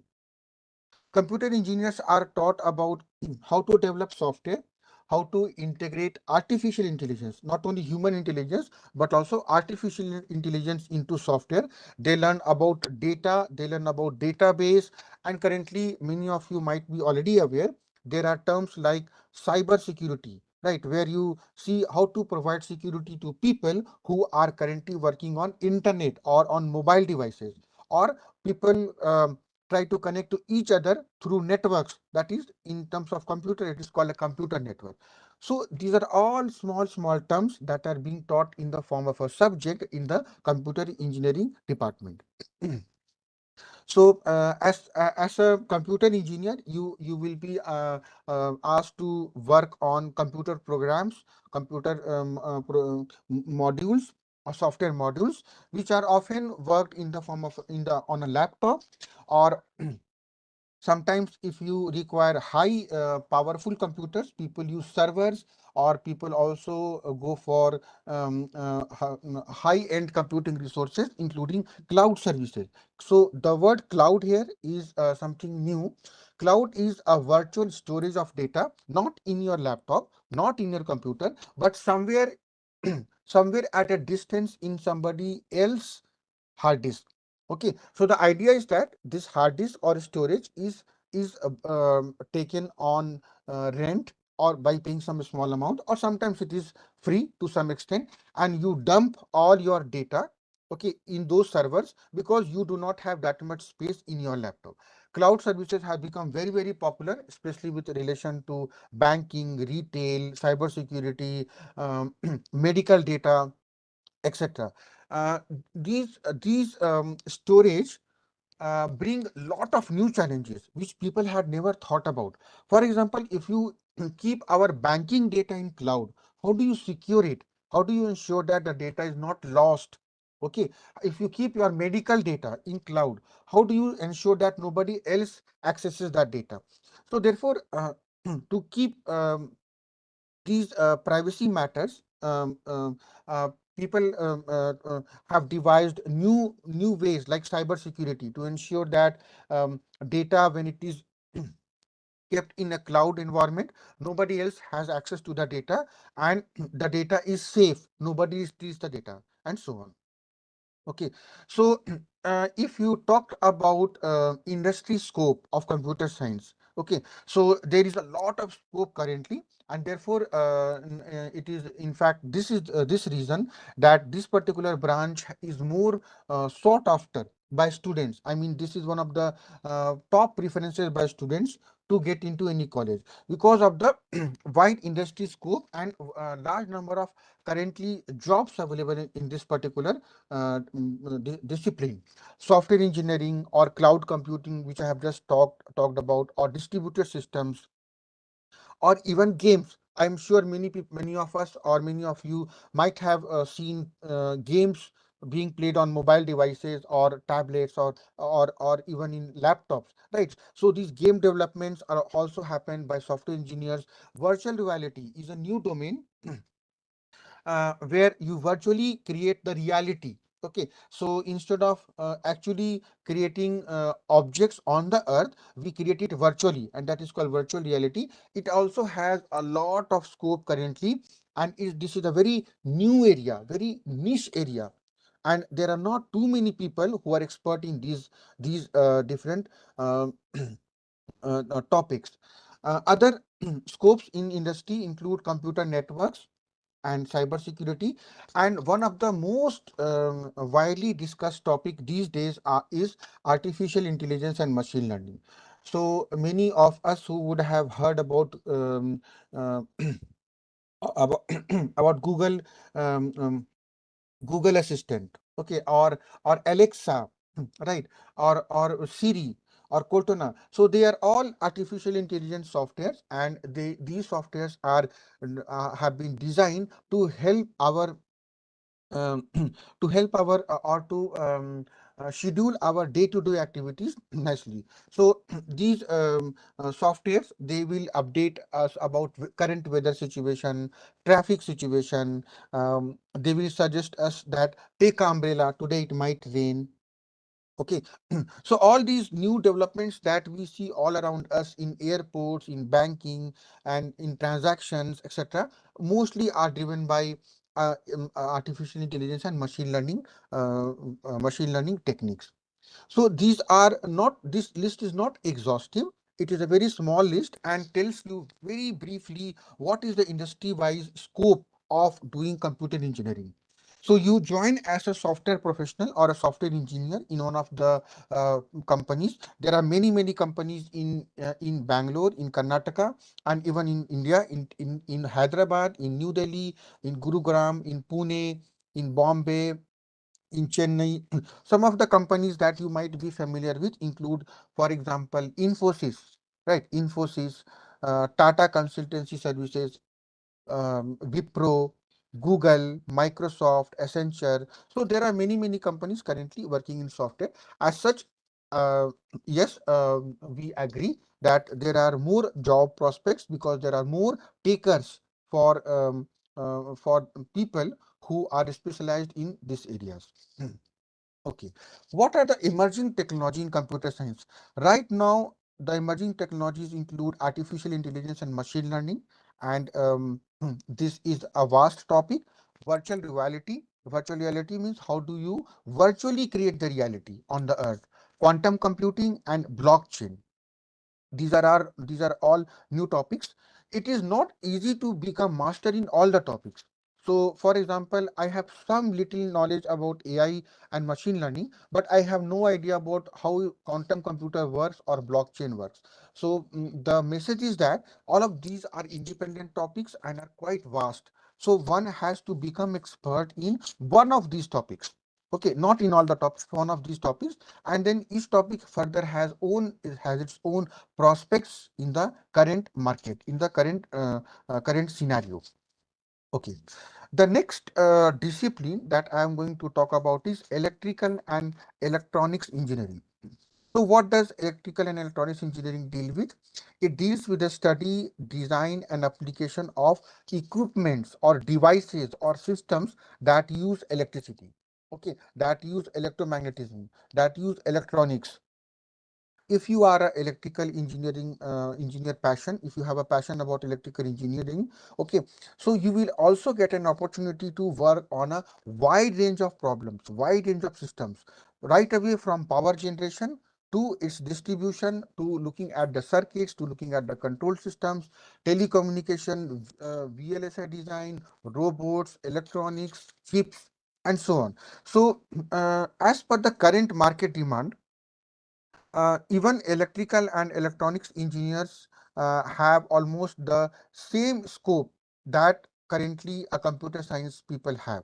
Okay, so it is only the software part that is more advantageous to a computer professional. Otherwise, electrical engineering also involves the design, testing, manufacturing, construction, and monitoring of different types of electrical and electronic devices. They also control these devices. They also inspect these devices. Okay, and the scope actually varies in a very large scale from microscopic circuits, okay, to a very large scale such as national power generation, and how we not only generate the power but also how do we transmit them across the country.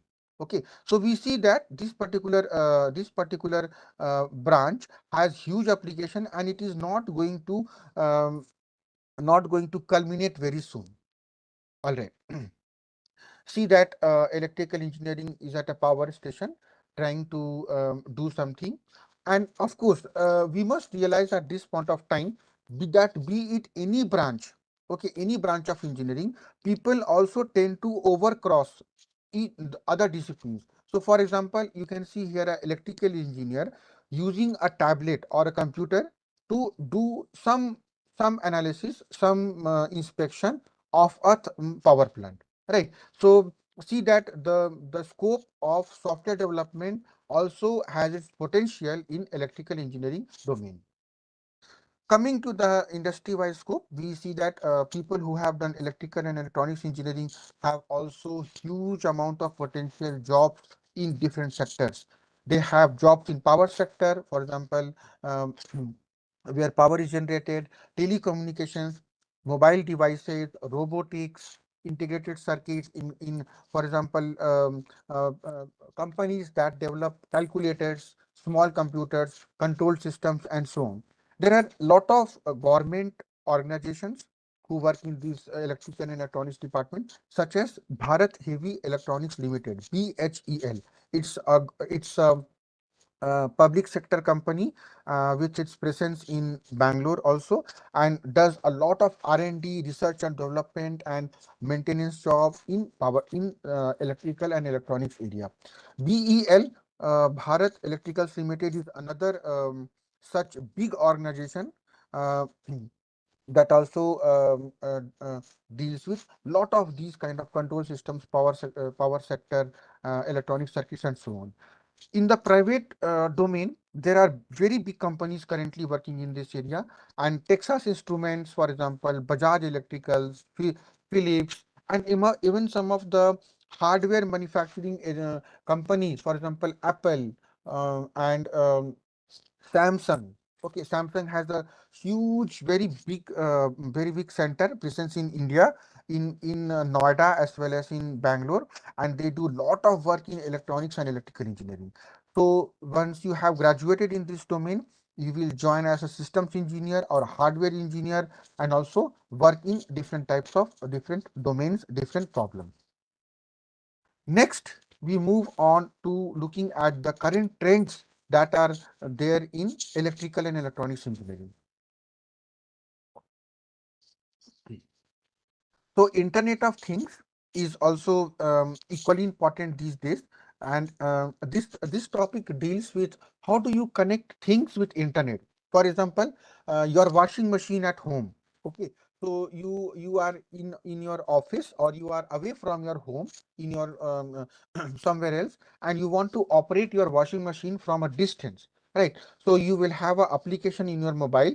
To your mobile, you will send instructions through the internet to your washing machine to start and to end at a particular time. So what is happening is you are virtually surrounded by lots of sensors, lots of mediums of transmission, and you are trying to submit or transmit your order, your command through internet to operate those devices which are present remotely. Okay, there are other sensors like pollution sensors which are installed in different uh, traffic areas or different junctions, and they monitor the air quality, etc., and send it to the central pollution control board or some pollution monitoring system, where they will look at which areas are highly polluted, which areas are low polluted. Accordingly, they will diverge the movement of the vehicles. Second very important topic that is emerging is our electric vehicles. Okay, you know, all of these companies like Tata Motors, Mahindra, Toyota, Maruti Suzuki, etc., they are now launching their electric vehicles in the market. So this electric vehicle has a great advantage because it doesn't consume the fossil fuel. Okay, it doesn't work on petrol, and it uses some kind of a battery which gets charged. Okay, and another great advantage is that they do not emit too much of pollution. So as such, electrical vehicles are in great demand. I know that there are buses in Bangalore, Volvo buses, which are electric vehicles. They run on battery, and these buses are quite comfortable, very efficient. So electric vehicles are currently an emerging area in India, and it will be there for another 5 to 10 years, and with a lot of very positive job prospects.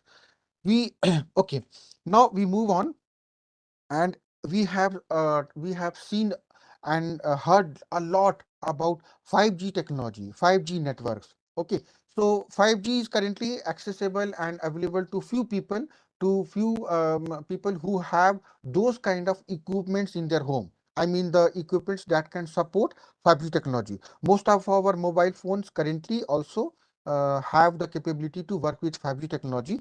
But recently there is a lot of work current now going on in 6G technology. So it is not very far when we will also be fortunate enough to see 6G network. So 6G network in particular will be definitely much faster in speed compared to 5G, and there will be other such advantages. For example, mobile phones with little bandwidth will also be able to fetch internet and show some live videos or streaming videos. I'm not very aware of what is currently happening in 6G network, because nothing has been released as such, but there is a huge scope. This is the emerging trend. Finally, robotics is one area where, as a country, India has not progressed far. And another great example to see how robots are being used in day-to-day life is Japan. Okay, so Japan possibly has robots installed everywhere in restaurants, on roads. So the idea is to help people and reduce human efforts. In some sense, robotics may not be very relevant for a country like India, because we need more jobs, because we have more people, more trained manpower, human resources. We need more jobs. So if robots come, they might take away some of the jobs. But yes, we require robots in critical cases where humans might face hazards. For example, in high temperature area, or in production engineering, where things are more systematic, more robotic in nature. So we may not require too many people working in these extreme weather conditions, or weather environments which has some health risk. So in such cases, robots are really helpful. Robotics is still a very new area, in a niche area. Not much developments have taken place. It has wide scope, right away from industry, from production to medical science. So you must have heard about robotic surgery, right? So robots are supposed to be more precise in terms of performing any surgery. So robotics has a very wide scope. Anybody who is fascinated by looking at a robot, okay, they will definitely can definitely take a future career in robotics and automation. We now move on and look at the third important discipline in engineering, called mechanical engineering. So mechanical engineering actually is very wide, and is often considered to be the mother of all engineering. Okay, so mechanical engineering, electrical engineering, and civil engineering are considered mother branches. So all new branches have emerged out of these three branches. Mechanical engineering involves the design, manufacturing, inspection, and maintenance of machinery, okay, or any kind of equipment, or any kind of components. And mechanical engineers, they control these systems, these instruments. They also monitor how good these systems are working. I mean, what is the status of these machines, what is their performance. So mechanical engineers have also huge role in developing a country's economy, right away from jobs in vehicle automation, in vehicle manufacturing, construction industry, farm machinery, industrial installation, and a wide variety of tools and different types of devices. So this particular discipline uses some physical principles, like which are very basic in nature. For example, motion, energy, force. Okay, and then it has further huge amount of applications in automobile manufacturing, aircraft, and many more that we cannot even think about at this point of time. So as we can see, I mean, a job of a mechanical engineer in an automobile industry, where automobiles or cars are being manufactured. Coming to the industry scope, so people who are graduate in or who have degrees in mechanical engineering can have roles or jobs in automotive industry, aerospace industry, robotics, supply chain management, supply chain industry, and also energy engineering. There are very, very big companies in India who work in mechanical engineering division. For example, the Hindustan Aeronautics Limited, HAL, or Bharat Heavy Electronics Limited, BHEL. In the private sector, Exxon Mobil, Tata Motors, they all deploy Adani Group of Industries, they all deploy mechanical engineers to work in different areas. So a graduate joins as a graduate engineer trainee and then becomes a junior and a senior engineer with respect to time. Coming to the emerging trends in mechanical engineering, yes, again, robotics is something that is common to both electrical and mechanical, and also automation, Internet of Things integration. So it is interesting to see that Internet of Things discipline or subject crosses or overlaps multiple engineering departments. For example, Internet of Things has to deal with sensors, and sensors are manufactured by electronics engineers, electrical engineers. These sensors are connected via cables. Okay, and therefore the signals are transmitted over longer distances. Hence comes the role of electrical engineers. Then these data collected by these sensors are then analyzed by computer engineers. So all the background integration is done by a mechanical engineer. Okay, so mechanical engineering therefore is called a mother of all branches. And there are emerging trends in nanomaterials, tissue engineering that are also having lot of job prospects in the current market. Next, we come to another mother branch in engineering called civil engineering. In fact, civil engineering is so old that in fact, many of the engineering institutes in India, including IITs and NITs, started their first campus with civil engineering and electrical engineering branches, and later on added new branches subsequently over the period of time. So civil engineering um, still continues to be a royal department, royal engineering division, and people who graduate from civil engineering, they are responsible for designing, constructing, and maintenance of the buildings. Okay, buildings are including roads, dams, bridges, and so on. So there is a small difference between what civil engineering people do and what an architect does. Architect is more responsible for designing a building, designing an architecture, whereas civil engineering involves how to construct those architecture, how to maintain those architecture, how to inspect those architecture. So you will, wherever you see new developments, okay, like highways, railroads, bridges, tunnels, dams, airports, everywhere civil engineers are there. They are there in our day-to-day life. They help us in our day-to-day activities. Okay, so here you can see a civil engineer in particular helping to construct large buildings, okay, and overseeing the construction process. Coming to the job prospects, so there is an industry-wide scope. People who do civil engineering also get jobs in structural engineering, geotechnical engineering, transportation engineering, environmental engineering, and water resource engineering. Actually, to be very honest, each one of these topics, structural engineering, geotechnical engineering, and so on, they are branches in themselves. So now you can realize how big is civil engineering. Water resource engineering is one separate department. For example, this department is there in Indian Institute of Science in Bangalore. Transportation engineering is there in IIT Bombay, in IIT Kharagpur.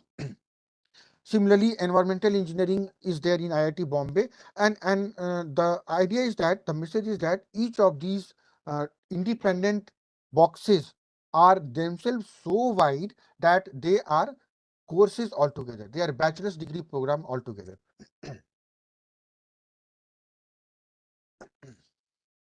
So we can continue to debate and we can continue to talk on these different engineering tributaries from that arise from civil engineering.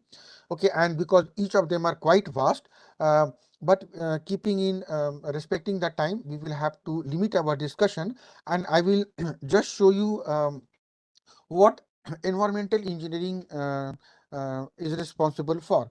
So environmental engineering is offered, for example, in ISM Dhanbad, ISM Indian School of Mines in Dhanbad, which is also known as IIT Dhanbad.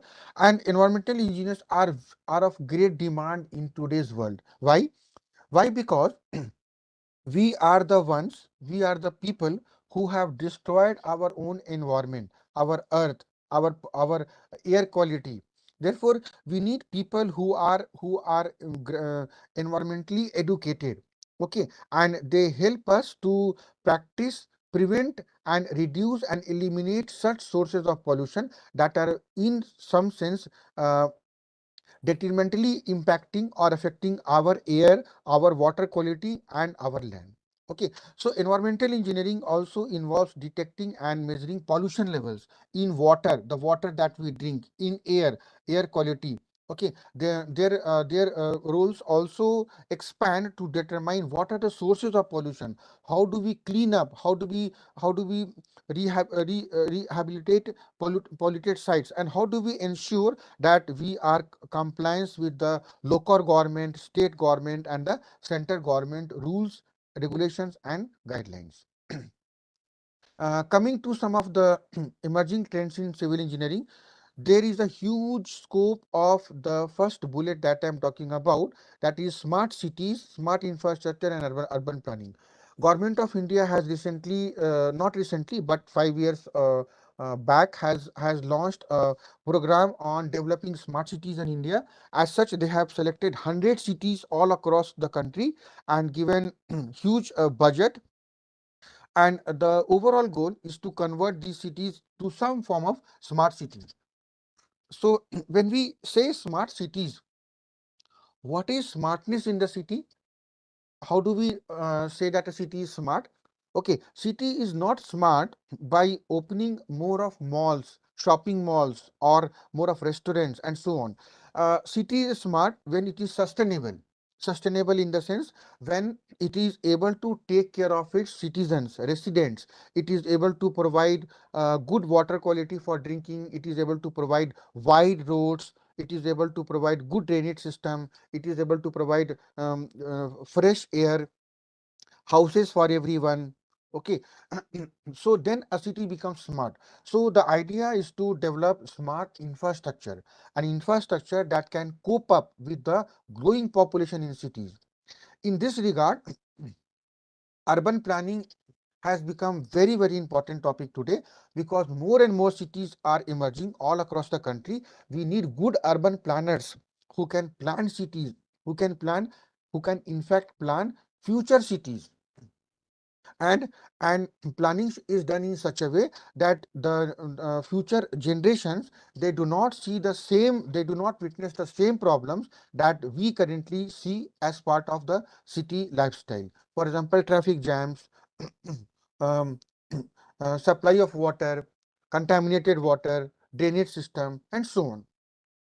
3D printing is another topic which is an emerging trend recently, and currently some work is going on. There is a 3D printing center that has been uh, incubated in IIT Chennai, Indian Institute of Technology Chennai, and they are currently, there is a startup, in fact, they are working on 3D printing technology. This is a very new area, not much work has been done, and things are slowly getting developed. The third bullet, sustainable and green building technologies, is somewhat related to the first bullet. Okay, if you want to make a city smart, we should also ensure that the electricity consumption in the city is low, not high, because every house should not have air conditioner. So we must ensure that we do not reach a condition where the city becomes so hot that each apartment has air conditioner.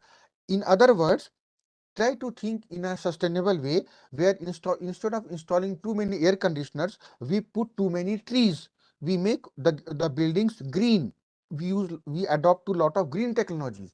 So if you have too many trees in a city, automatically the temperature of the city will come down. There are research that clearly indicate that a presence of more trees, presence of more green cover actually brings down the temperature in the neighborhood. So if you visit a large botanical garden or a park or national forest, you will see that the temperature in that forest or park is lower compared to the surrounding. Why? Because the strong radiation from the sun, the radiation from the sun is absorbed by the plants. Hence, you feel better when you are inside the shade of a tree.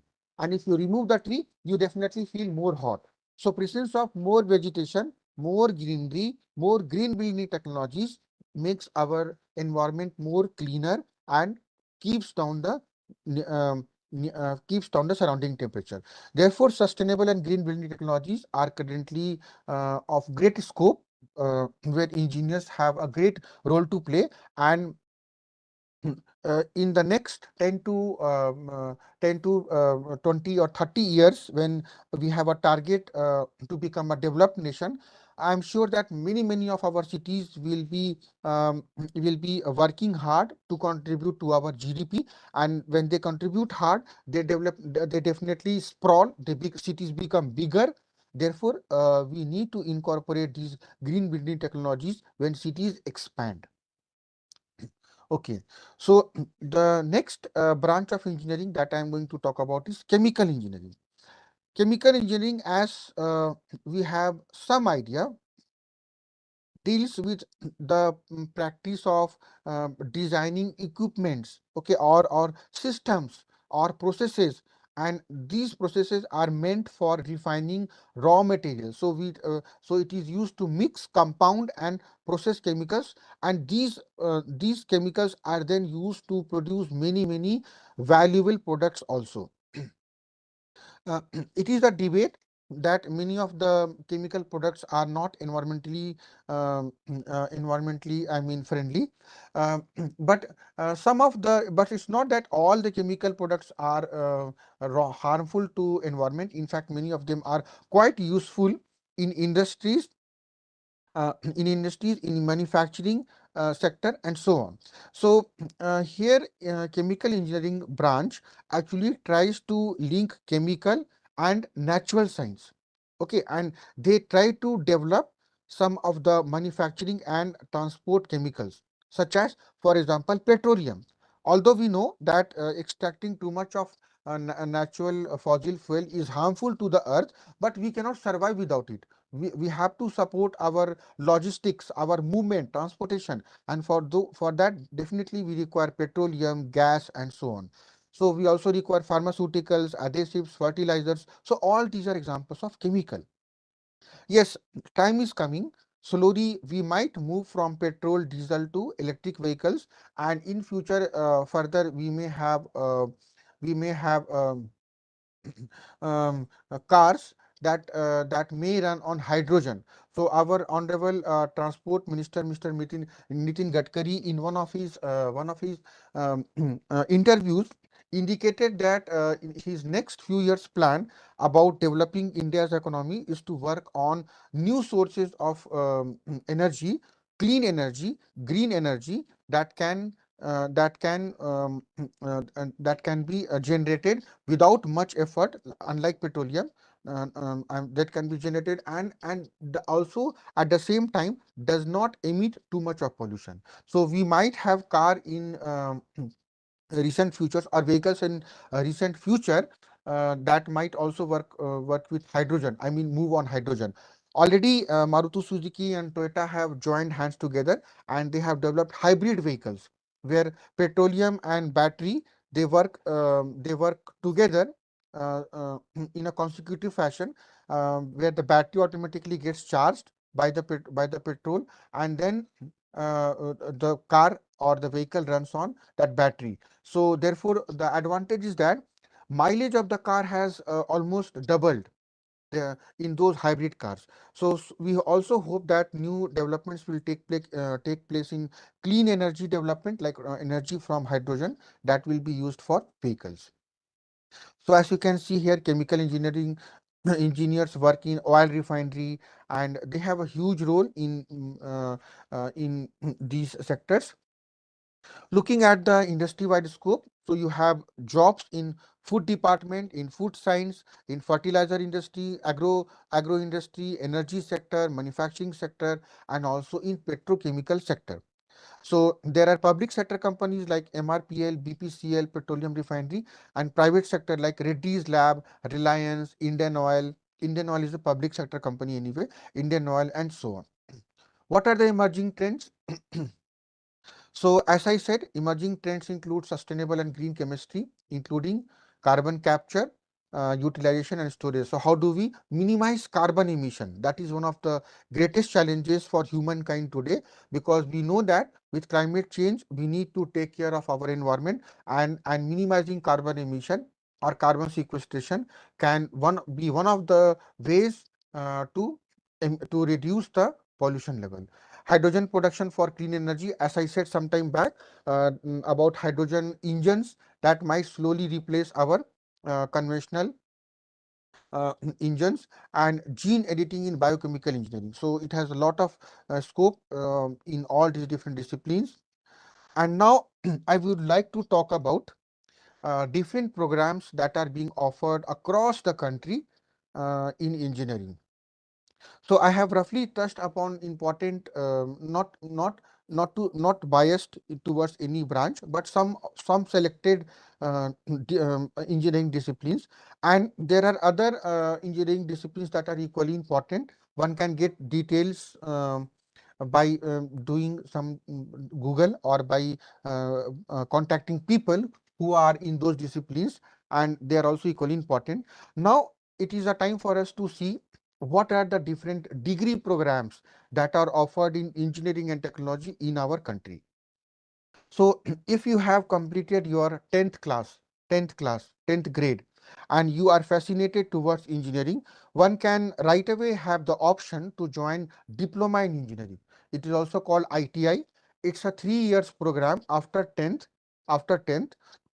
where after diploma one can become or join join one of the branches that I have discussed earlier. And once you complete this diploma in engineering or ITI, you have plenty of jobs in every sector. There is no scarcity of job anywhere. The next degree program that is offered after 12th or PU is the bachelor's degree program. So bachelor's degree program are offered in the form of BTech, that is Bachelor of Technology, or sometimes BE, Bachelor of Engineering. Both of these two terms are similar. They have equal weightage in the market. Okay, just that their name is slightly different. Both are 4 years degree program in engineering offered by different institutes in India. There is also a very interesting program called IMTech, which is called Integrated Master of Technology. Okay, so Integrated Master of Technology is 4 years bachelor's plus 1 more year, and you get a BTech plus MTech, 2 degrees, bachelor's degree plus master's degree. This program is also offered to students who have completed their 12th or PU. And once you have graduated with your BE BTech, then the next level of education one can attain is go for the MTech program, a Master of Technology program. This is a 2 years program after your BTech, Bachelor of Technology or Bachelor of Engineering. Or people also go for ME, Master of Engineering, which is again a 2 years program after BTech or BE. So once you have completed your MTech, you become a postgraduate in engineering, and with that much of qualification you will have ample number of job opportunities across the different markets, different sectors. Some of you who are more interested in higher studies and would like to pursue career in research can go for PhD programs, PhD in engineering. All of the IITs, IISc, they provide PhD program, and triple IITs and NITs also provide PhD in engineering disciplines. It's a 4 to 5 year program where you will be able to get a doctorate degree in one of the engineering disciplines. So after this, generally people go for research or go for teaching jobs in academics and so on. Let's quickly look at some of the entrance exams that you can appear for. So if you have completed your 12th or PU, you can appear for joint entrance examination, in short called JEE. This exam is held twice a year, once in January and once in April. Uh, People who pass this exam, they are eligible to get admission in all the NITs and all the triple ITs across the country. So now, if you have done quite well in JEE, joint entrance exam, you will be then automatically qualified to appear for the JEE Advanced. This particular JEE Advanced exam is held once in a year, generally in the month of May, and people who get good score in JEE Advanced are eligible for admission to all the IITs, Indian Institute of Technologies, across the country. There are other exams also by other different institutes across the country. For example, Birla Institute of Technology and Science, BITS, they have their own admission test. It's held once a year in the month of May.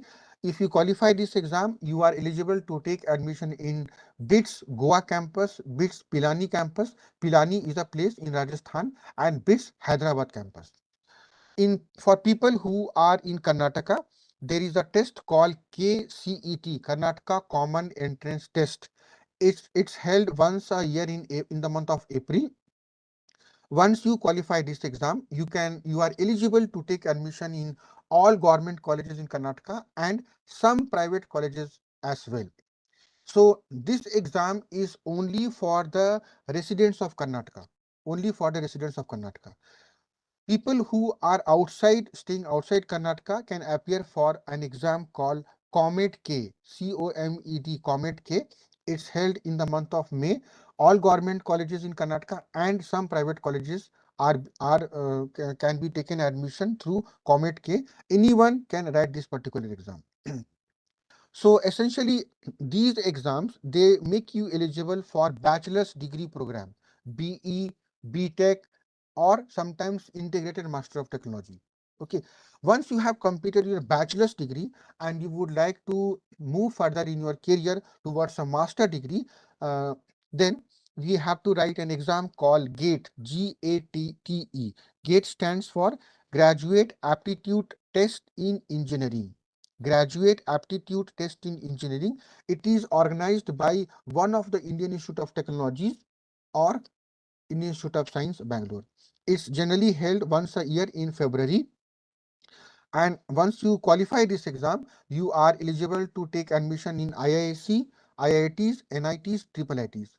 The very good part of qualifying GATE is that, first of all, point number one, you get fellowship from Ministry of Human Resource Development, MHRD, fixed fellowship when you join a master's program, okay, for 2 years. And second great advantage of qualifying GATE is that either you can take admission to IISc, Indian Institute of Technology, IIT, National Institute of Technology, NIT, or any of the triple ITs, or you can also join a public sector company by qualifying this GATE exam. Okay, so therefore, people who graduate in engineering also have a long-term goal of trying to qualify GATE exam in future. If not long-term goal, definitely short-term goal also. Some people want to work in industry for few years and then prepare for GATE. So that is also equally good. People have some job experience in industry, then go for the master's program. On top of that, if you would like to go for research, then definitely after your MTech, people take admission for the PhD programs. Now, what are the factors that one should keep in mind while deciding whether should I do engineering or what is my passion? Okay, so therefore the first important point is what is your interest?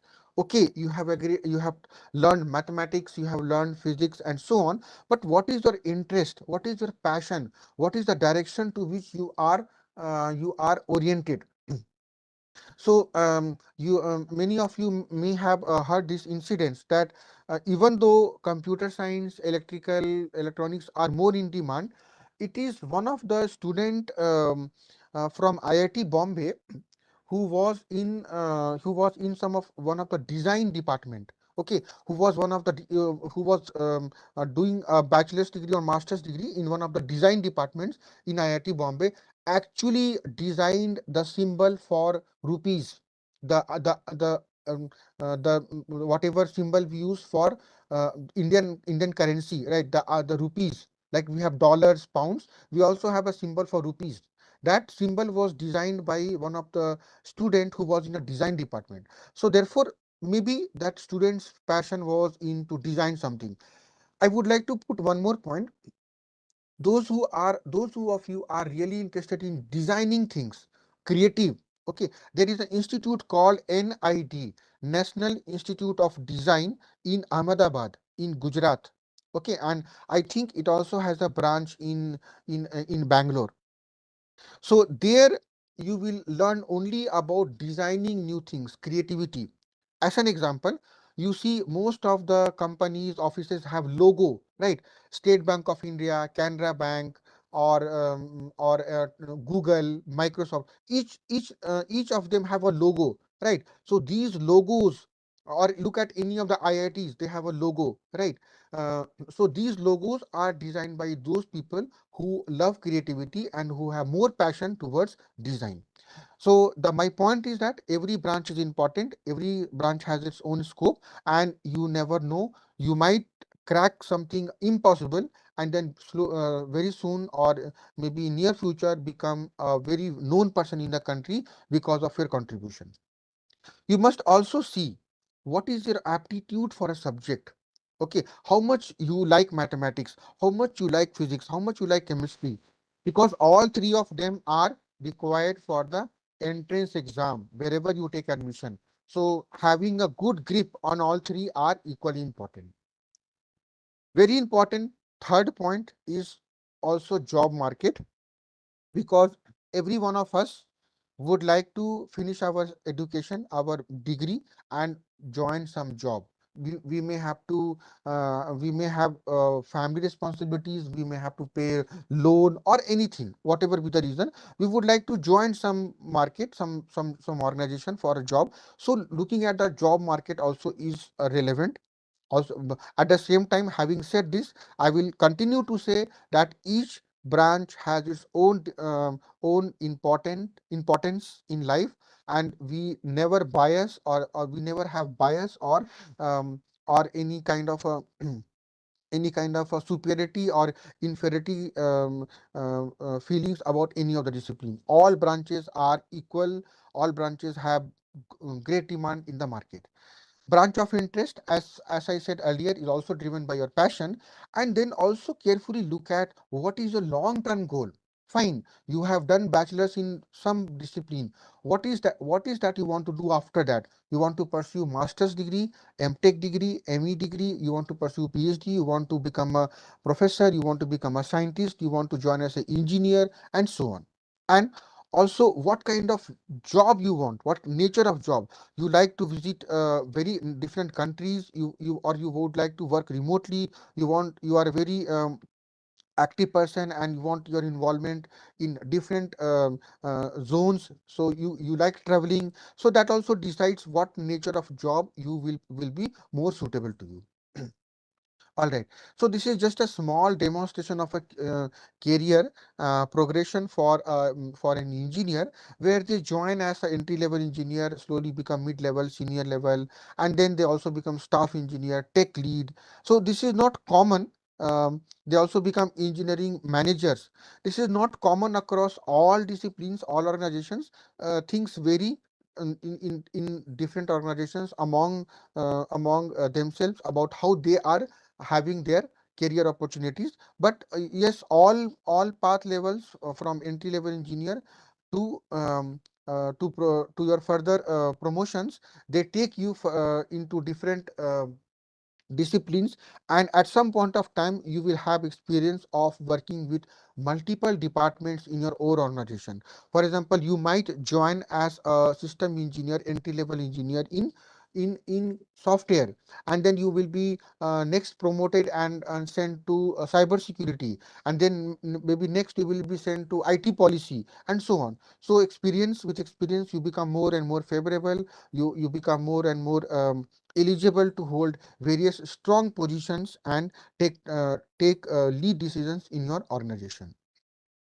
So these are some of the references that also talks about what different courses are available to people in different places, and also a description about what these branches have. So with this, I would like to thank all of you for carefully listening to my presentation, and on my behalf and on behalf of KST also, I wish all of you good wishes. Go ahead, prepare for your entrance exam, write the exam. I am very sure each one of you will qualify the exams and will take admission in your dream institute, in your dream college, and will have a nice career and nice job in your future. Now I'm ready for any questions that you would like to have. Thank you very much, sir. Kumar sir, it was really a fantastic presentation, extensive Thank you, and sir. covered on different branches of engineering that one could pursue, and all branches are equally important, and students should choose the one that interests them. A very good message has gone to students from your talk. On behalf of PSTA, we are very grateful to you. You have been very accommodative for our request. In future also, we'll be requesting you for talks like this, Doctor. Thank you very much once again. Thank you, sir. Thank you so much. Thank you, sir. Uttam sir, thank you very much, sir. Thank you. Thank you, Srinivas. And I also thank Dr. Lingdal, Subhash Chandra Shetty, and other parents who have also joined for this talk. I'm sure this talk is of high importance for those who are aspiring to go for engineering, all the students as well. Now over to Mr. Umesh. If there are any questions, please. Yes, sir. There are few questions from the audience and students. They want to know the cutoff rankings for IITs or NITs, and if they don't get entrance in the IITs and NITs, which are the best institutions in Bangalore? So it's very not easy to answer your question because the cutoff generally varies every year depending upon which branch is more sought after. Also, I'm not really very much aware of what is the cutoff that is currently availing for different IITs. So generally, if the student has qualified IIT JEE Advanced and is within the top 10,000 ranks, so I'm sure that they are eligible to take admission in any of the IITs, NITs or triple ITs. Even sometimes ranks, the cutoff goes up to 15,000, but only thing is you may not sometimes get the best branch of your choice, and then you have something in your mind whether I should go for a good institute and not a very favorable branch, or go for a favorable branch and not a good institute. So the decision is completely on the student, and the good way to have some idea on cutoff is to keep looking at the different institute websites, where they generally have to publish what was the cutoff for each of the branches in the last subsequent years.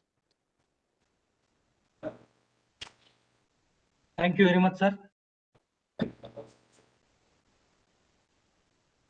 There are the same questions related to cutoff rankings only. So it varies depending upon the general merit or other categories the students belongs to, or the branch which is sort of like Professor Uttam sir said. So it's very difficult to answer for that answer. for that question. And I request all the students who want to know the cutoffs, please visit the college's website. You will come to know about the last year's cutoff. Based on that, you can have some comparison and come to know. Thank you very much, sir. And thank you all the audience. Thank you, Srinivas. Thank you, sir. Thank you, CEO, sir. Thank you, sir. Thank you very much, sir. Thank you. Bye, Srinivas. Bye, sir. Bye, sir. Very much, Professor. Thank you, sir. Thank you. Thank you very much, one and all. Thank you. Yeah, these videos will be uploaded on our YouTube channel. Those who are not joined or those who want to see later could actually go to our YouTube channel and view once again.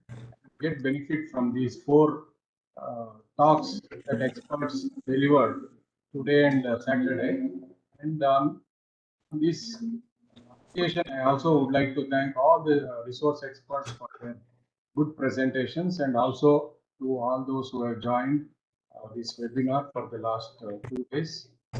We able to organize many such programs if we get good encouragement and support from audience. Thank you very much. Thank you very much, sir. Thank you very much.